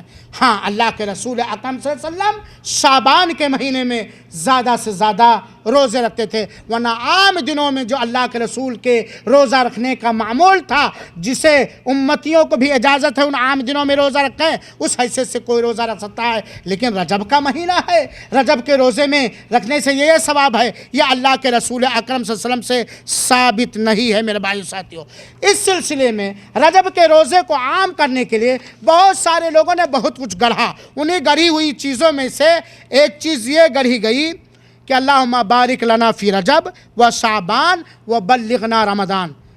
یہ میں اس لیے بیان کرتا ہوں میرے بھائیوں ساتھیوں، ضعیف اور موضوع روایت بیان کرنا جائز نہیں ہے، نہ ان سے دلیل پکڑا جاتا ہے، نہ فضائل میں نہ غیر فضائل میں، یہی راجح قول ہے، لیکن بتانے کے لیے، آگاہ کرنے کے لیے، لوگوں کو ہوشیار کرنے کے لیے ضعیف اور موضوع روایتوں کا بیان کرنا جائز ہے، ورنہ ایسی چیزوں کو اٹھا کر کے کہیں دریا برد کر لینا چاہیے تاکہ کم پڑھے لکھے لوگ اس سے کہیں دلیل بنا کر کے بکواس نہ کرنے لگیں، بدعت نہ کرنے لگیں، سنت کی مخالفت نہ کرنے لگیں۔ ایک ضعیف حدیث لوگوں نے گھڑا، اللہم بارک لنا فی رجب و شعبان، اللہ تو ہمارے لیے برکت دے رجب و شعبان میں، اور ہمیں رمضان تک پہنچا دے۔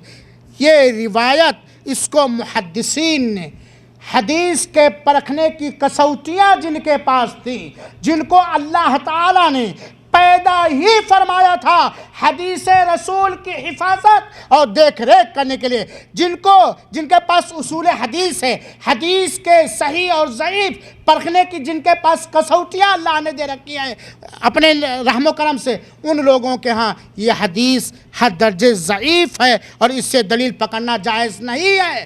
اور مزید سنیے، عمر رضی اللہ تعالیٰ عنہ، عمر بن الخطاب رضی اللہ تعالیٰ عنہ جو دوسرے خلیفہ ہیں، عمر بن الخطاب رضی اللہ تعالیٰ عنہ جو دوسرے خلیفہ ہیں، جب وہ دیکھتے تھے کہ لوگ رجب کے مہینے میں خصوصیت کے ساتھ رجبی روزہ رکھتے ہیں، ان کے ہاتھوں پہ ڈنڈے مارا کرتے تھے اور زبردستی کھانا کھلوا دیا کرتے تھے۔ زبردستی کیونکہ تاکہ دین میں کوئی بدعت نہ آنے پائے، جب خصوصیت کے ساتھ کوئی رجب کے مہینے میں روزہ رکھتا تھا۔ اسی طرح رجب کے مہینے میں کچھ لوگ قربانیاں کرتے ہیں، خصوصیت کے ساتھ رجب کے مہینے میں، اس سے پہلے نہیں، اس کے بعد نہیں، لیکن یہ عطیرہ کے نام سے جو چیز رائج ہے قربانی کے نام سے، یہ اللہ کے رسول اکرم صلی اللہ علیہ وسلم سے ثابت نہیں ہے میرے بھائیو ساتھیو۔ چنانچہ آپ چلے جائیے بہت سارے اپنے پاس پڑوس کے علاقوں میں خصوصیت کے ساتھ غیر اللہ کے نام قربانیاں دی جاتی ہیں۔ اسی طریقے سے ایک چیز رجب کے مہینے میں اور لوگوں نے گڑھ لیا ہے، اسے میں بیان نہیں کرنا چاہتا تھا تاکہ کمزور علم والے نہ سمجھ لوگ ایسا نہ ہو کرنے لگے یہ بدعت ہے۔ اس کا نام ہے صلاۃ الرغائب۔ بہت سارے لوگ صلاۃ الرغائب کے نام سے نہیں جانتے ہیں، لیکن جب طریقہ بتاؤ تو بھی جان جائیں گے کہ ہم نے بھی پڑھا ہے، تو بتانا آگاہ کرنا ضروری ہے۔ پڑوس میں اللہ سب کو ہدایت دے، ایک دن پڑوس سے بریانی آئی، گھر میں بریانی آنے کے بعد مجھے خوشخبری ملی بریانی آئے ہے۔ میں نے کیلنڈر دیکھا، ہم نے کہا ہاں بس وہی معاملہ ہے، کیوں ہم سب روزہ تھے آج لمبی لمبی نمازیں پڑھی جائیں گی۔ بہت سارے لوگ صلاۃ الرغائب کے نام سے نہیں جانتے ہیں، لیکن اس نماز کو، اس بدعتی نماز کو، من گھڑت نماز کو بہت سارے لوگ پڑھتے ہیں اور اس پر بہت سارا اجر و ثواب لوگ بیان کرتے ہیں۔ اسے صلاۃ الرغائب کہا جاتا۔ صلاۃ الرغائب کے نام سے اللہ کے رسول اکرم صلی اللہ علیہ وسلم نے کوئی نماز نہیں پڑھی ہے۔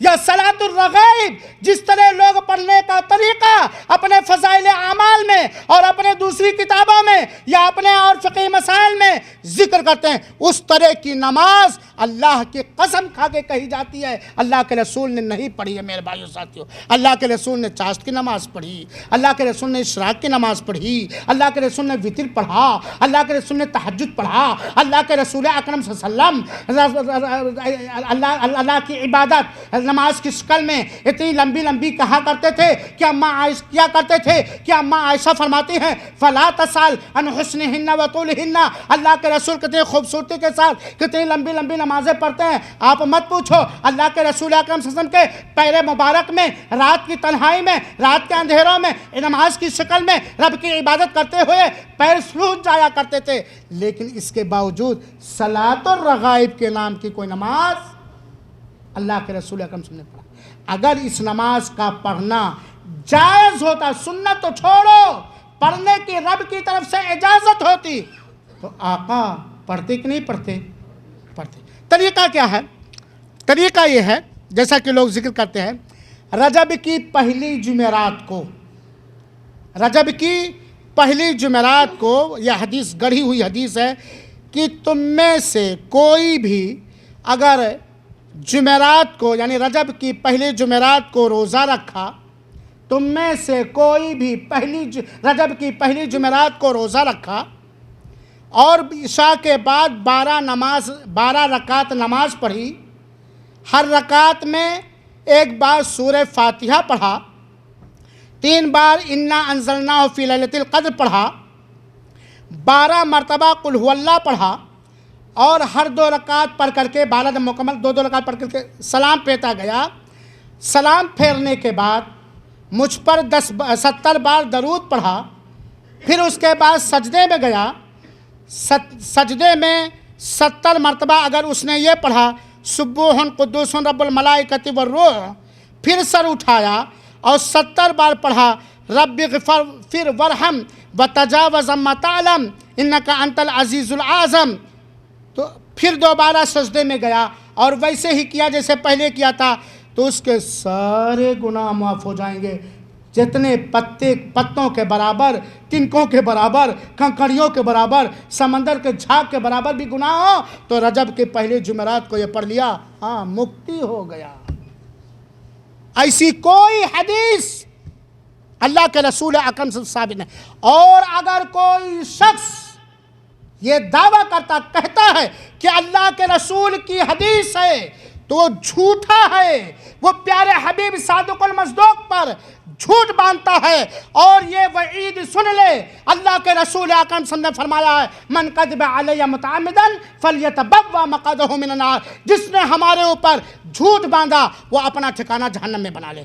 میرے بھائیو ساتھیو، غزالی کی ایک کتاب ہے احیاء علوم الدین، جس کے اندر بہت ساری چیزیں ایسی ہیں جن کو نکال کر پھینکنا ضروری ہے، ضعیف اور موضوع روایت ہے، اسی کے اندر اس کو غزالی نے ذکر کیا ہے، اور محدثین نے حدیث کی شرح لکھنے والوں نے اس کو من گڑھت قرار دیا ہے کہ اپنی طرف سے گڑھ لیا گیا ہے۔ چنانچہ علامہ نووی رحمۃ اللہ علیہ جنہوں نے صحیح مسلم کی شرح لکھی ہے، وہ کہتے ہیں یہ ایک بدبودار قبیح بدعت ہے جسے جتنا بھی انکار کیا جائے کم ہے۔ صلاۃ الرغائب کے نام سے یا رجب کی پہلی جمعرات کو جو اس طریقے سے نماز پڑھی جاتی ہے، اس کی جتنی بھی نکیر کی جا سکتی ہے کی جائے، یہ جھوٹی چیز ہے، من گھڑت چیز ہے، قبیح اور بدبودار چیز ہے۔ اور اسی طرح ابن نحاس نے اسے بدعت قرار دیا ہے۔ علامہ ابن تیمیہ رحمۃ اللہ علیہ نے فرمایا ہے کہ چاہے یہ جماعت کے ساتھ نماز پڑھی جائے یا تنہائی میں پڑھی جائے، یہ بدعت ہے، گمراہی ہے، ایسی نماز ہے جسے نہ جبریل نے جانا ہے نہ رسول نے جانا ہے۔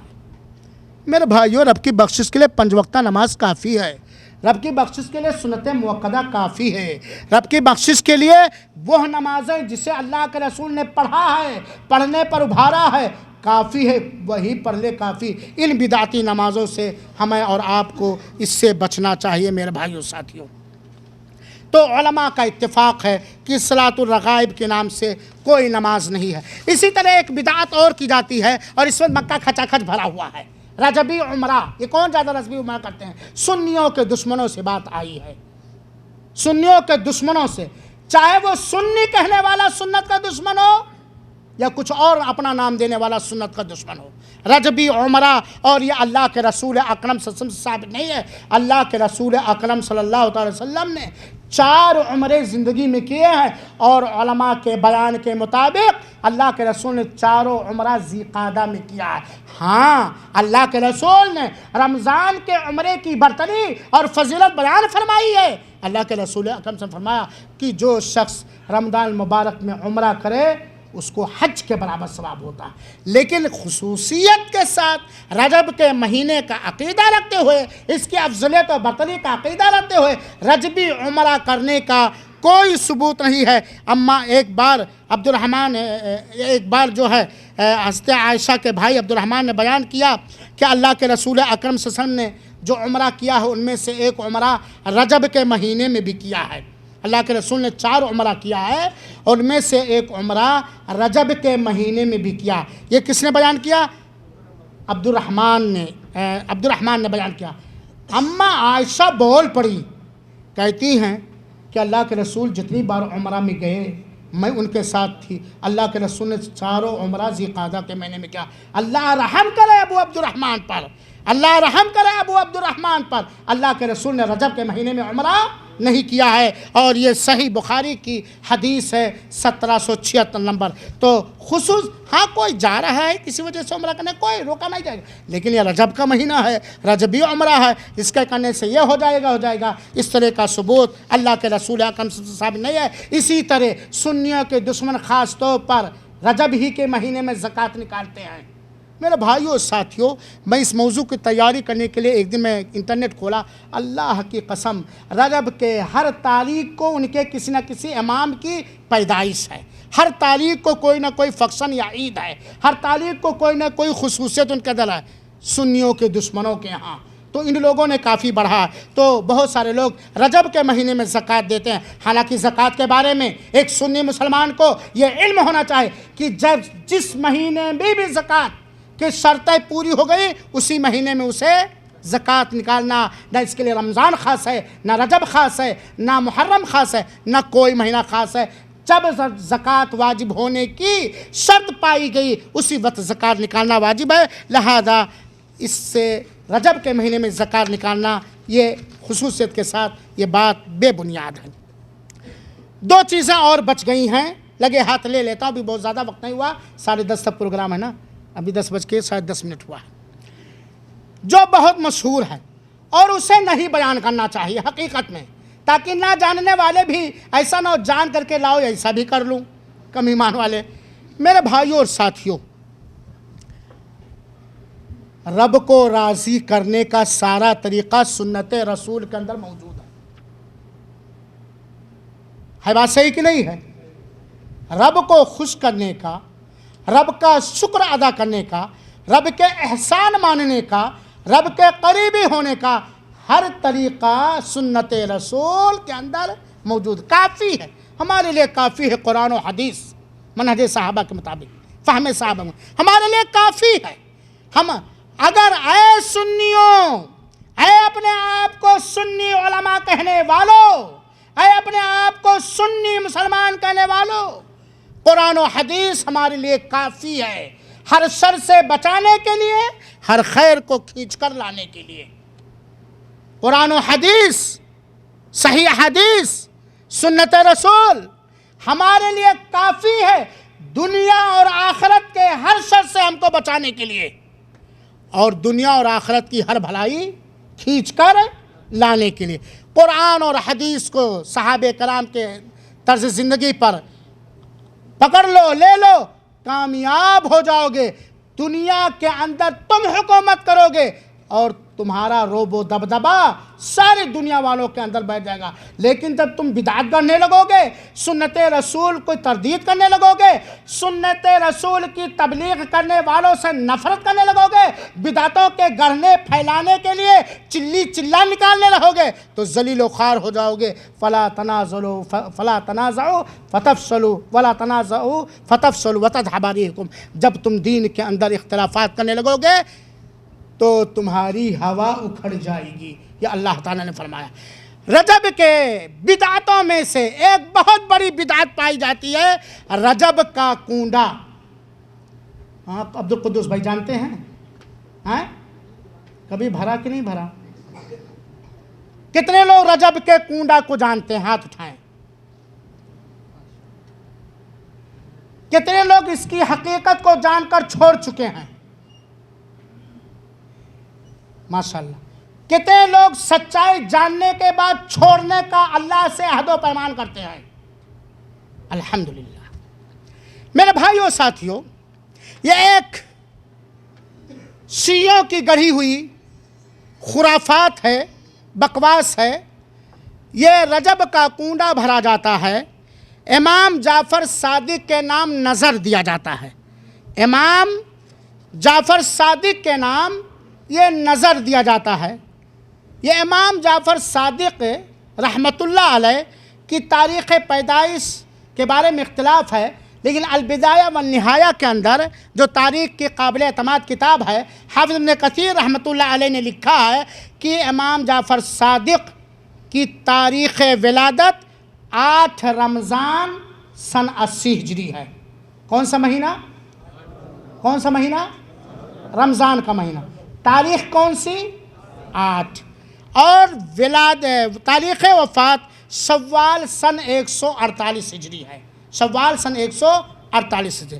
یہ امام جعفر صادق کے جشن میلاد مناتے ہوئے ان کی قربت حاصل کرنے کے لیے رجب کے کنڈے کا نواز دیا جاتا ہے، جو کس تاریخ کو ہوتا ہے؟ کس تاریخ کو؟ 21 رجب کی رات میں بنایا جاتا ہے، جو گھر والے کھاتے ہیں، اور 22 رجب کو منظر عام پہ لایا جاتا ہے۔ 22 رجب کو امام جعفر صادق کے نام یہ رجبی کنڈا کے نام سے ایک نیاز دیا جاتا ہے۔ اچھا، دوسری بات، اس کے سلسلے میں لکڑہارے کی ایک بکواس ناولانہ انداز کی ایک کہانی گڑھ کر کے لوگوں نے بیان کیا ہے، جسے بیان کرنے اور کہنے کی ضرورت نہیں، وہ جھوٹی بات ہے، گندی بات ہے، بکواس بات ہے، الف لیلہ کی طرح گڑھی ہوئی بات ہے، اس کی کوئی حقیقت اور سچائی نہیں ہے۔ ہم چونکہ ہندوستانی ہیں، بھائی پاکستانی بھائی ناراض نہ ہوں گے، بٹوارے سے پہلے ہم سب کیا تھے؟ ہندوستانی تھے۔ ہندوستان میں یہ رسم رجب کے کنڈے کے نام سے ایجاد ہوئی۔ اس کو رجب کا کنڈا، میں موضوع جب پڑھنے لگا تو میں نے کہا اس کو رامپوری چاقو کہنا چاہیے، رجب کا کنڈا نہیں کہنا چاہیے۔ یہ رامپوری چاقو ہے جو ہر ایک سنت، جس نے بدعت کو ترقی دیا ہے، سنت کا گلا کاٹا ہے۔ رامپوری چاقو اس کو کہا جا سکتا ہے۔ رامپور کے اندر ایک فاطمی آدمی امیر مینائی کے ہاں سے، رامپور جو لکھنؤ کے آس پاس ہے، یو پی کا ایک شہر ہے، ایک جگہ ہے، امیر مینائی کے ہاں سے رامپور کے اندر 1906 کے اندر پہلی بار یہ بدعت گڑھی گئی ہے۔ کب؟ کہاں پہ؟ رامپور۔ اور رامپور سے نکل کر کے حیدرآباد بھی پہنچ گئی، کرناٹک بھی پہنچ گئی، کیرلا بھی پہنچ گئی، ہندوستان اور پاکستان کے ساری جگہوں پر پہنچ گئی۔ تو یہ ہندوستان میں پہلی بار کہاں بنائی گئی ہے؟ رامپور میں 1906 کے اندر امیر مینائی جو شیعہ تھا، جو فاطمی تھا، جو دشمن معاویہ تھا، جو دشمن صحابہ تھا، جو دشمن سنت رسول تھا، اس نے یہ خرافات رجب کے نام سے، رجب کے اندر رجب کے کنڈے کے نام سے گڑا ہے، جس کے اندر 21 رجب کی رات کو میٹھی چوڑی پوڑی کوڑی کوڑا جو کچھ ہے بنایا جاتا ہے، رات میں ہی میں گھر سے باہر نہیں نکلتا، گھر والے کھاتے ہیں۔ اس کے بعد 22 رجب کو دھوم دھڑلے کے ساتھ منایا جاتا ہے، مولوی صاحبہ کے میلاد کرتے ہیں اور معاملے کیا کیا کرتے ہیں اور کیا کیا کرواتے ہیں، اللہ جانے ہدایت دے۔ تو یہ رجب کے کنڈے کی بدعت ہے جس کو اللہ کے رسول نے نہ منایا ہے نہ منانے کی اجازت دی۔ میرے بھائیو ساتھیو، یہ 22 رجب کو کیوں مناتے ہیں؟ جبکہ امام جعفر صادق رمضان کے مہینے میں پیدا ہوئے، رجب کے مہینے میں امام جعفر صادق نہیں پیدا ہوئے ہیں۔ جو لوگ کہتے ہیں کہ امام جعفر صادق کی پیدائش رجب کے مہینے میں، وہ جھوٹے ہیں، وہ شیعہ حضرات کہتے ہیں۔ سنیوں کا یہاں یہ چیز نہیں آنی چاہیے۔ جب امام جعفر صادق رمضان میں پیدا ہوئے ہیں اور ان کی برسی جشن میلاد تم رجب میں منا رہے ہو، اس کا مطلب دال میں کچھ کالا ہے۔ آپ جانتے ہو کہ صحابہ کو گالیاں دینے والی قوم کون ہے؟ اللہ ان لوگوں سے نمٹ لے یا ہدایت دے جو صحابہ کرام میں سے کسی بھی صحابی کو برا بھلا و گالی گلوچ دے۔ ہم سنی مسلمان ہیں، چاہے صحابی اونچی چوٹی کا ہو یا معمولی درجے کا ہو، ہم اس کا احترام کرتے ہیں، ہم اس کی عزت کرتے ہیں، ہم ان کے لیے رضی اللہ تعالیٰ عنہم کی دعا کرتے ہیں، ہم ان کو اپنے لیے مشعل راہ مشعل ہدایت مانتے ہیں۔ میرے بھائیوں ساتھیوں، 22 رجب کو کہہ لینے دیجئے، اگر دیکھا جائے تو ہم سب کے ماموں، اللہ کے رسول اکرم کے سالے، جن کو اللہ کی اجازت سے اللہ کے رسول نے جو وحی اترتی اس کے لکھنے پر مامور کیا تھا، جن کے ہاتھوں سے قرآن کی آیتیں لکھی گئی ہیں، جنہوں نے دنیا کے مختلف خطوں میں اسلام کا پرچم لہرایا ہے اور اسلام کا جھنڈا گاڑا ہے، ملکوں کو فتح کیا اور جیتا ہے، کفر و شرک کا خاتمہ کیا ہے۔ ہماری مراد امیر معاویہ رضی اللہ تعالیٰ عنہ، امیر معاویہ رضی اللہ تعالیٰ عنہ جو ایک اونچے پائے کے صحابی ہیں، رسول اللہ صلی اللہ علیہ وسلم کے سالے ہیں، کاتبین وحی میں سے ہیں، مسلمانوں کے سربراہ رہے ہیں، جنہوں نے بہت سارے ملکوں کو فتح کیا ہے اور اسلامی پرچم گاڑا ہے۔ اور جس وقت امیر معاویہ کا انتقال ہوا، ایمان کی حالت میں وہ انتقال پایا، صحابی کے لقب سے وہ نوازے گئے ہیں اور صحابی ہے۔ اس دن 22 رجب کو امیر معاویہ رضی اللہ عنہ کا انتقال پرملال ہوا ہے۔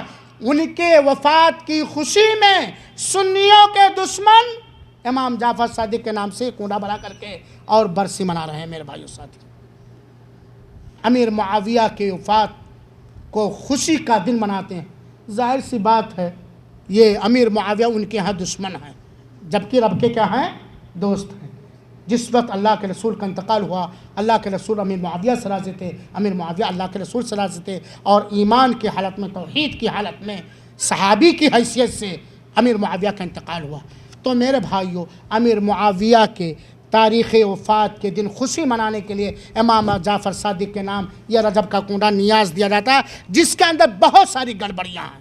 پہلی بات تو امام جعفر صادق اللہ کے رسول کے بعد پیدا ہوئے ہیں، سن 80 ہجری میں، اور دین مکمل ہو گیا تھا، عرفات کے میدان میں، الیوم اکملت لکم دینکم واتممت علیکم نعمتی ورضیت لکم الاسلام دینا، دین مکمل ہو گیا تھا جب رسول اللہ صلی اللہ علیہ وسلم دنیا سے گئے تھے، ہے کہ نہیں؟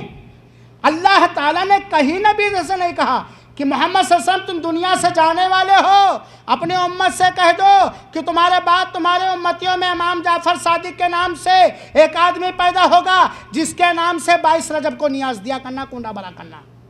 اللہ کے رسول نے کسی کے نام کا نیاز نہیں دیا۔ دوسری چیز، نظر و نیاز یہ عبادت ہے، عبادت ہے کہ نہیں؟ عبادت رب کی رضا کے لیے کی جائے گی، سنت رسول کے مطابق کی جائے گی، رب کی رضا کے لیے کی جائے گی، سنت رسول کے مطابق کی جائے گی۔ اللہ کے رسول اکرم صلی اللہ علیہ وسلم نے نہ رجب کا کنڈا بھرا ہے اور نہ بھرنے کی اجازت دی ہے۔ اور دوسری بات یہ ہے کہ واعظ حضرات، خطبہ حضرات یہ لکڑہارے کے جو قصے اور کہانیاں بیان کرتے ہیں یہ جھوٹی چیز ہیں۔ تیسری چیز میرے بھائیوں اور ساتھیوں، دین اسلام انوکھا ہے، نرالا ہے، ممتاز ہے دنیا کے سارے دینوں سے۔ دین اسلام انوکھا ہے، نرالا ہے، ممتاز ہے، بے مثال ہے دنیا کے سارے رسم و رواج سے، دنیا کے سارے دین سے۔ برسی منانا، جشن عید، جشن میلاد منانا، برتھ ڈے منانا، یہ اسلام کا مزاج نہیں ہے، یہ غیر مسلموں سے آیا ہوا ہے۔ اور اللہ کے رسول نے فرمایا ہے من تشبہ بقوم فہو منہم، جو کسی قوم کی مشابہت اختیار کرے گا وہ انہی میں سے۔ نہ ہمارے رسول نے کسی کی عید میلاد منائی ہے اور نہ منانے کی اجازت دی ہے، آپ کے خلفائے راشدین اور صحابہ نے نہ منایا ہے نہ منانے کی اجازت دی ہے، لہذا کسی کے نام کی برسی یا جشن عید میلاد منانا، چاہے امام جعفر صادق ہوں یا کوئی بھی ہوں، یہ جائز نہیں ہے۔ اور میرے بھائیو ساتھیو، جو شخص بھی شان صحابہ میں گستاخی کرے گا وہ گستاخ ہے، قیامت تک وہ گستاخ ہے اللہ کا اور اللہ کے رسول کا، کیونکہ اللہ تعالیٰ نے صحابہ کرام کو چن لیا تھا اپنی دین کی حفاظت کرنے کے لیے۔ آج رجب کے کنڈے منانے والے لوگوں کو غور کرنا چاہیے کہ جو لوگ صحابہ کو گالیاں دیتے ہیں، جو لوگ صحابہ کو برا بھلا کہتے ہیں، کن صحابہ کو؟ جنہوں نے اپنے خون کی قربانی دی ہے اسلام کی آبیاری کرنے کے لیے، جنہوں نے وحی کی حفاظت کی ہے، جنہوں نے رسول کی حفاظت فرمائی ہے، آپ کے حدیثوں کی حفاظت فرمائی ہے، جنہوں نے دین کی سربلندی کے خاطر عورتوں کے بیوہ ہونے کی پرواہ نہیں کی، بچوں کے یتیم ہونے کا پرواہ نہیں کیا، اپنے تن من دھن کی بازی لگا دی اور جان مال خون سب قربان کر کے جس دین کی آبیاری کی، آج انہی صحابہ کے نام کو بدنام کرنے کے لیے اور ان کے تاریخ وفات کو خوشی کا دن منانے کے لیے یہ سارے بدعات گلے گئے۔ اے رجب کے کنڈے منانے والوں، رجب کے کنڈے کی حقیقت سمجھو، اس میں بہت ساری خرابیاں ہیں اور اللہ کے واسطے اس کے منانے سے ہمیں اور آپ کو توبہ کر لینا چاہیے۔ میرے بھائیوں ساتھیوں، رجب کے مہینے میں ایک اور چیز منائی جاتی ہے، وہ کیا چیز ہے آپ جانتے ہیں کیا؟ جشن معراج النبی۔ معراج ہوا پیارے حبیب کو، کس کو معراج ہوا؟ معراج جیسا عظیم رتبہ کس کو میسر ہوا؟ میرے بھائیوں ساتھیوں، اللہ کے رسول اکرم صلی اللہ علیہ وسلم کو بہت ساری ایسی خصوصیتوں سے ہم صبر کے رب کے نوازا جن خصوصیتوں سے دوسرے نبیوں کو نہیں نوازا ہے۔ بہت ساری چیزوں سے، بہت ساری چیزیں اللہ تعالیٰ نے رحمت للعالمین پیارے حبیب کو محمد مصطفیٰ صلی اللہ علیہ وسلم کو جو دیا ہے وہ آپ سے پہلے نبیوں کو نہیں دیا ہے نا۔ میرے بھائیوں ساتھیوں، ہم سنی ہیں، سنت کے دعوے دار ہیں، سنت کے پھیلانے والے ہیں، ہم یہ دعا کرتے ہیں رب ذوالجلال پل پل سکن سکن جب تک زندہ رکھ اپنے رسول کی سچی سنت پر زندہ رکھ، قائم رکھ، عمل کرنے کی توفیق عطا فرما، اور سنت رسول کے خلاف جتنی چیزیں ہیں ان کے خلاف زبان سے، قلم سے، جسم سے جہاد کرنے کی توفیق عطا فرما، آمین یا رب العالمین۔ ہمارا یہ عقیدہ ہے، ہمارا یہ ایمان ہے کہ اللہ تعالیٰ نے پیارے حبیب جناب مصطفیٰ صلی اللہ علیہ وسلم کو معراج کرایا، جس کا ذکر اللہ تعالیٰ نے اس طرح فرمایا سبحان الذی اسریٰ بعبدہ لیلا من المسجد الحرام الی المسجد الاقصی الذی بارکنا حولہ لنریہ من آیاتنا انہ هو السمیع البصیر۔ اللہ تعالیٰ فرماتا ہے پاک ہے وہ ذات جس نے راتوں رات اپنے بندے کو، اپنے بندے یعنی رسول اللہ صلی اللہ علیہ وسلم کو راتوں رات مسجد حرام سے مسجد اقصیٰ کا سیر کرایا، جس کے ارد گرد اللہ تعالیٰ نے برکت دی۔ ہمارا یہ ایمان ہے کہ اللہ تعالیٰ نے پیارے حبیب صلی اللہ علیہ وسلم کو راتوں رات بیت المقدس لے گیا اور پھر وہاں سے اللہ تعالیٰ انہیں معراج کرایا۔ معراج کے اندر اللہ کے رسول اکرم صلی اللہ علیہ وسلم کو بہت سارا نمایاں چیزیں نصیب ہوئیں، اور یہ معراج جو اللہ کے رسول اکرم صلی اللہ علیہ وسلم کو کرایا گیا آپ کی دل بستگی کے لیے، آپ کی تسلی کے لیے۔ ابو طالب آپ کے چچا تھے، اگرچہ وہ ایمان نہیں لائے تھے، کفر پر ان کا انتقال ہوا تھا، لیکن جیتے جی انہوں نے تن من دھن سے ہر طریقے سے اپنے بھتیجے محمد صلی اللہ علیہ وسلم کی حفاظت کی تھی، قوم کی دشمنیاں لی تھی اور قوم سے لڑائی لڑی تھی، لیکن ایمان کی دولت سے محروم ہو کر کے ابو طالب کا انتقال ہو گیا۔ اللہ کے رسول کو غم لاحق ہو گیا، اللہ کے رسول حیران رہنے لگے، پریشان رہنے لگے، اور اسی اسنا میں اماں خدیجہ جو پہلی ایمان لانے والی خاتون ہے، جنہوں نے اپنے مال سے، اپنے مشورے سے، اپنی جائیداد سے، اپنے جسم سے رسول کی تائید کی، رسول پر ایمان لائیں، جن کے ذریعے اللہ تعالیٰ نے رسول اللہ صلی اللہ علیہ وسلم کو اولاد نصیب فرمایا، جن کو اللہ تعالیٰ جبریل کے ذریعے سلام بھیجا کرتا تھا، جو ہر غم کا سہارا تھی، ہر طرح سے مدد فرماتی تھی۔ اماں خدیجہ رضی اللہ تعالیٰ عنہا بھی اللہ کو پیاری ہو گئی۔ ادھر ظاہری سہارا، دنیاوی ظاہر سہارا ابو طالب کا انتقال ہو گیا۔ یہاں گھر کی دل بستگی کرنے والی، ہر طرح سے تائید کرنے والی ہم سب کی امی جان خدیجہ رضی اللہ تعالیٰ عنہا کا انتقال ہو گیا۔ اللہ کے رسول حیران رہنے لگے، پریشان رہنے لگے، کھوئے رہنے لگے۔ رب ذوالجلال کو تلاش آیا، رب ذوالجلال کی رحمت جوش میں آئی، اور رب ذوالجلال اپنے پیارے حبیب کو ایک اونچا رتبہ عطا کرنا چاہا۔ رب ذوالجلال نے معراج رسول صلی اللہ علیہ وسلم سے عظیم نعمت سے آپ صلی اللہ علیہ وسلم کو سرفراز فرمایا۔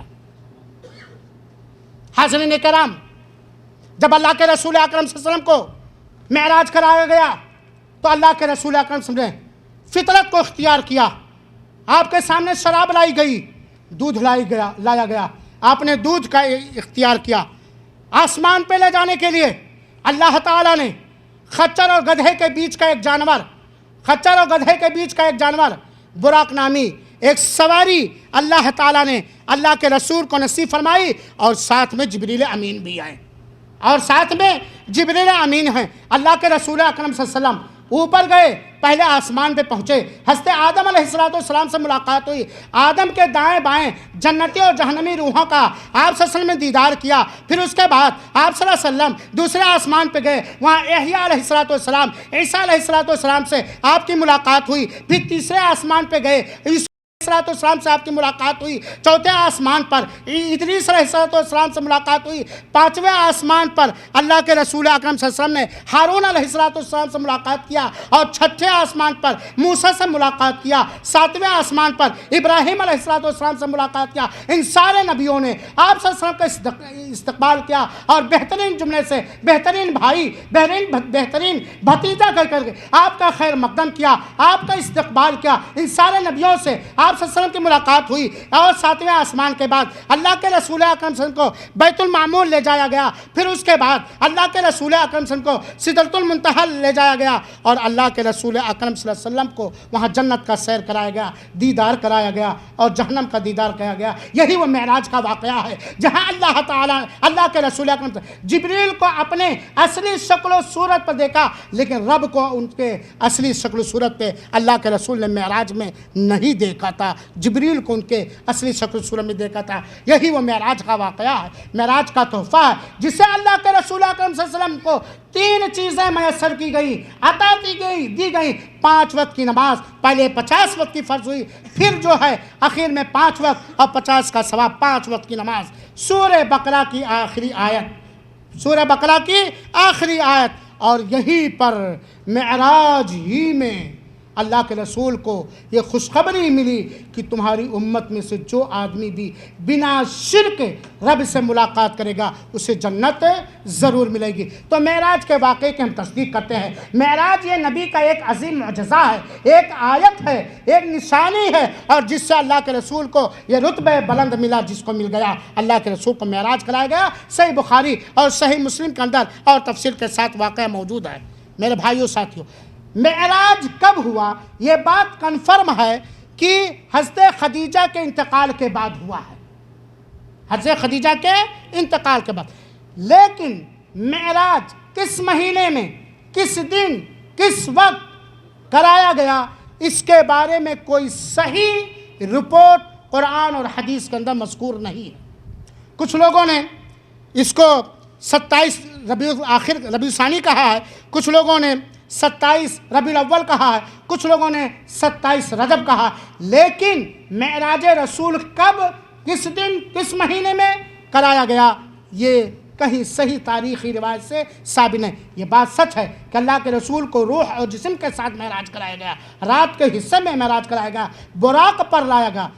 میرے بھائیوں ساتھیوں، معراج کا سارا واقعہ حدیث رسول کے اندر موجود ہے، لیکن کہیں یہ موجود نہیں ہے کہ اللہ کے رسول نے اپنی زبان مبارک سے کہا کہ مجھے فلاں مہینے کی فلاں رات کو فلاں شام کو معراج کرائے گا. لہذا تاریخ معراج کے بارے میں کوئی صحیح روایت نہیں ملتی ہے میرے بھائیوں ساتھیوں.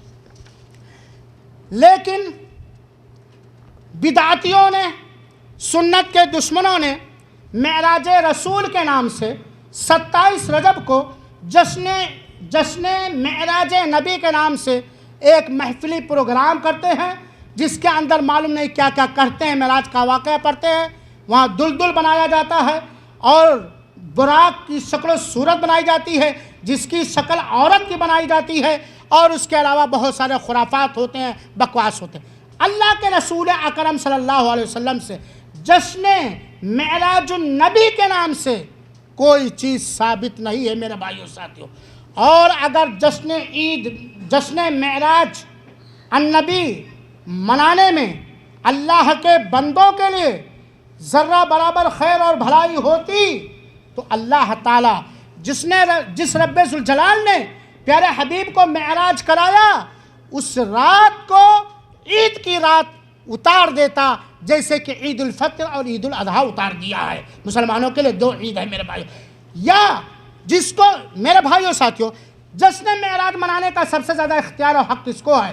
اس کو ہے جس کو معراج کرایا گیا کہ نہیں کرایا گیا. پیارے حبیب صلی اللہ علیہ وسلم کو، پیارے حبیب صلی اللہ علیہ وسلم کو معراج کرایا گیا ہے نا. کوئی بھی جاؤ، زندہ مردہ، سارے مفتیوں کو، سارے پیروں کو، سارے فقیروں کو، ساری جماعتوں کے مفتیوں کو یہ چیلنج دے ڈالو کہ کہیں ثابت کر دیں کہ اللہ کے رسول اکرم صلی اللہ علیہ وسلم نے اپنی زندگی میں ایک بار بھی جشن معراج منایا ہو. صحیح روایت سے ثابت کر دیں، لے لیا جائے گا.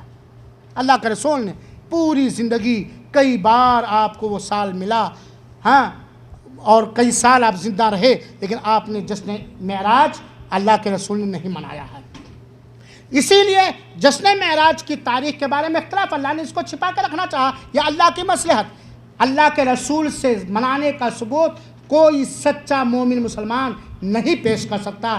ہوگا تو یا تو وہ شیعہ ہوگا، یا رافضی ہوگا، یا بدعتی ہوگا، یا ضدی اور حدرم ہوگا، یا حدیث رسول کے بارے میں کورا نادار لا علم ہوگا. میرے بھائی ساتھیوں، اللہ کے رسول اکرم صلی اللہ علیہ وسلم کے انتقال پرملال کے بعد خلافت کا موقع ملا ابو بکر کو، ان کے بعد خلافت کیا عمر نے، ان کے بعد خلافت کیا عثمان نے، ان کے بعد خلافت کیا علی رضی اللہ تعالیٰ عنہ نے. یہ چاروں خلفائے راشدین الگ ترتیب اونچے بلند مقام و رتبے والے. ان لوگوں نے بھی اپنی اپنی خلافت میں کسی سال کو بھی، کسی مہینے کو بھی، یا رجب کی 27 تاریخ کو جشن معراج نہیں منایا. آج تمہیں رسول سے عقیدت ہے، معراج رسول سے عقیدت ہے. ان کو عقیدت جس کو معراج کے واقعے کی تصدیق کرنے کی وجہ سے صدیق اکبر کا خطاب و لقب ملا، جن کو 2.5 سال خلافت کرنے کا موقع ملا، جنہوں نے یہ اعلان کر دیا.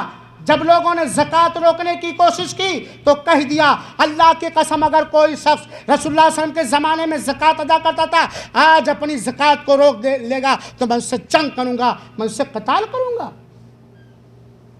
صدیق کا لقب پانے والے نے جشن معراج نہیں منایا، اور آج بریلیوں کے ٹولوں نے، بدعتیوں کے گروہوں نے مسلمانوں کے اندر ایسی خرافات اپنے پیٹ اور جیب کی پوجا کے لیے، اپنی عصبیت کی وجہ سے ایسی چیز تھوپ دی جو سراسر بدعت، گمراہی، ہلاکت کا سامان، امت کو بانٹنے کا سامان ہے. میرے بھائی ساتھو، چلو خلفائے راشدین نے نہیں منایا.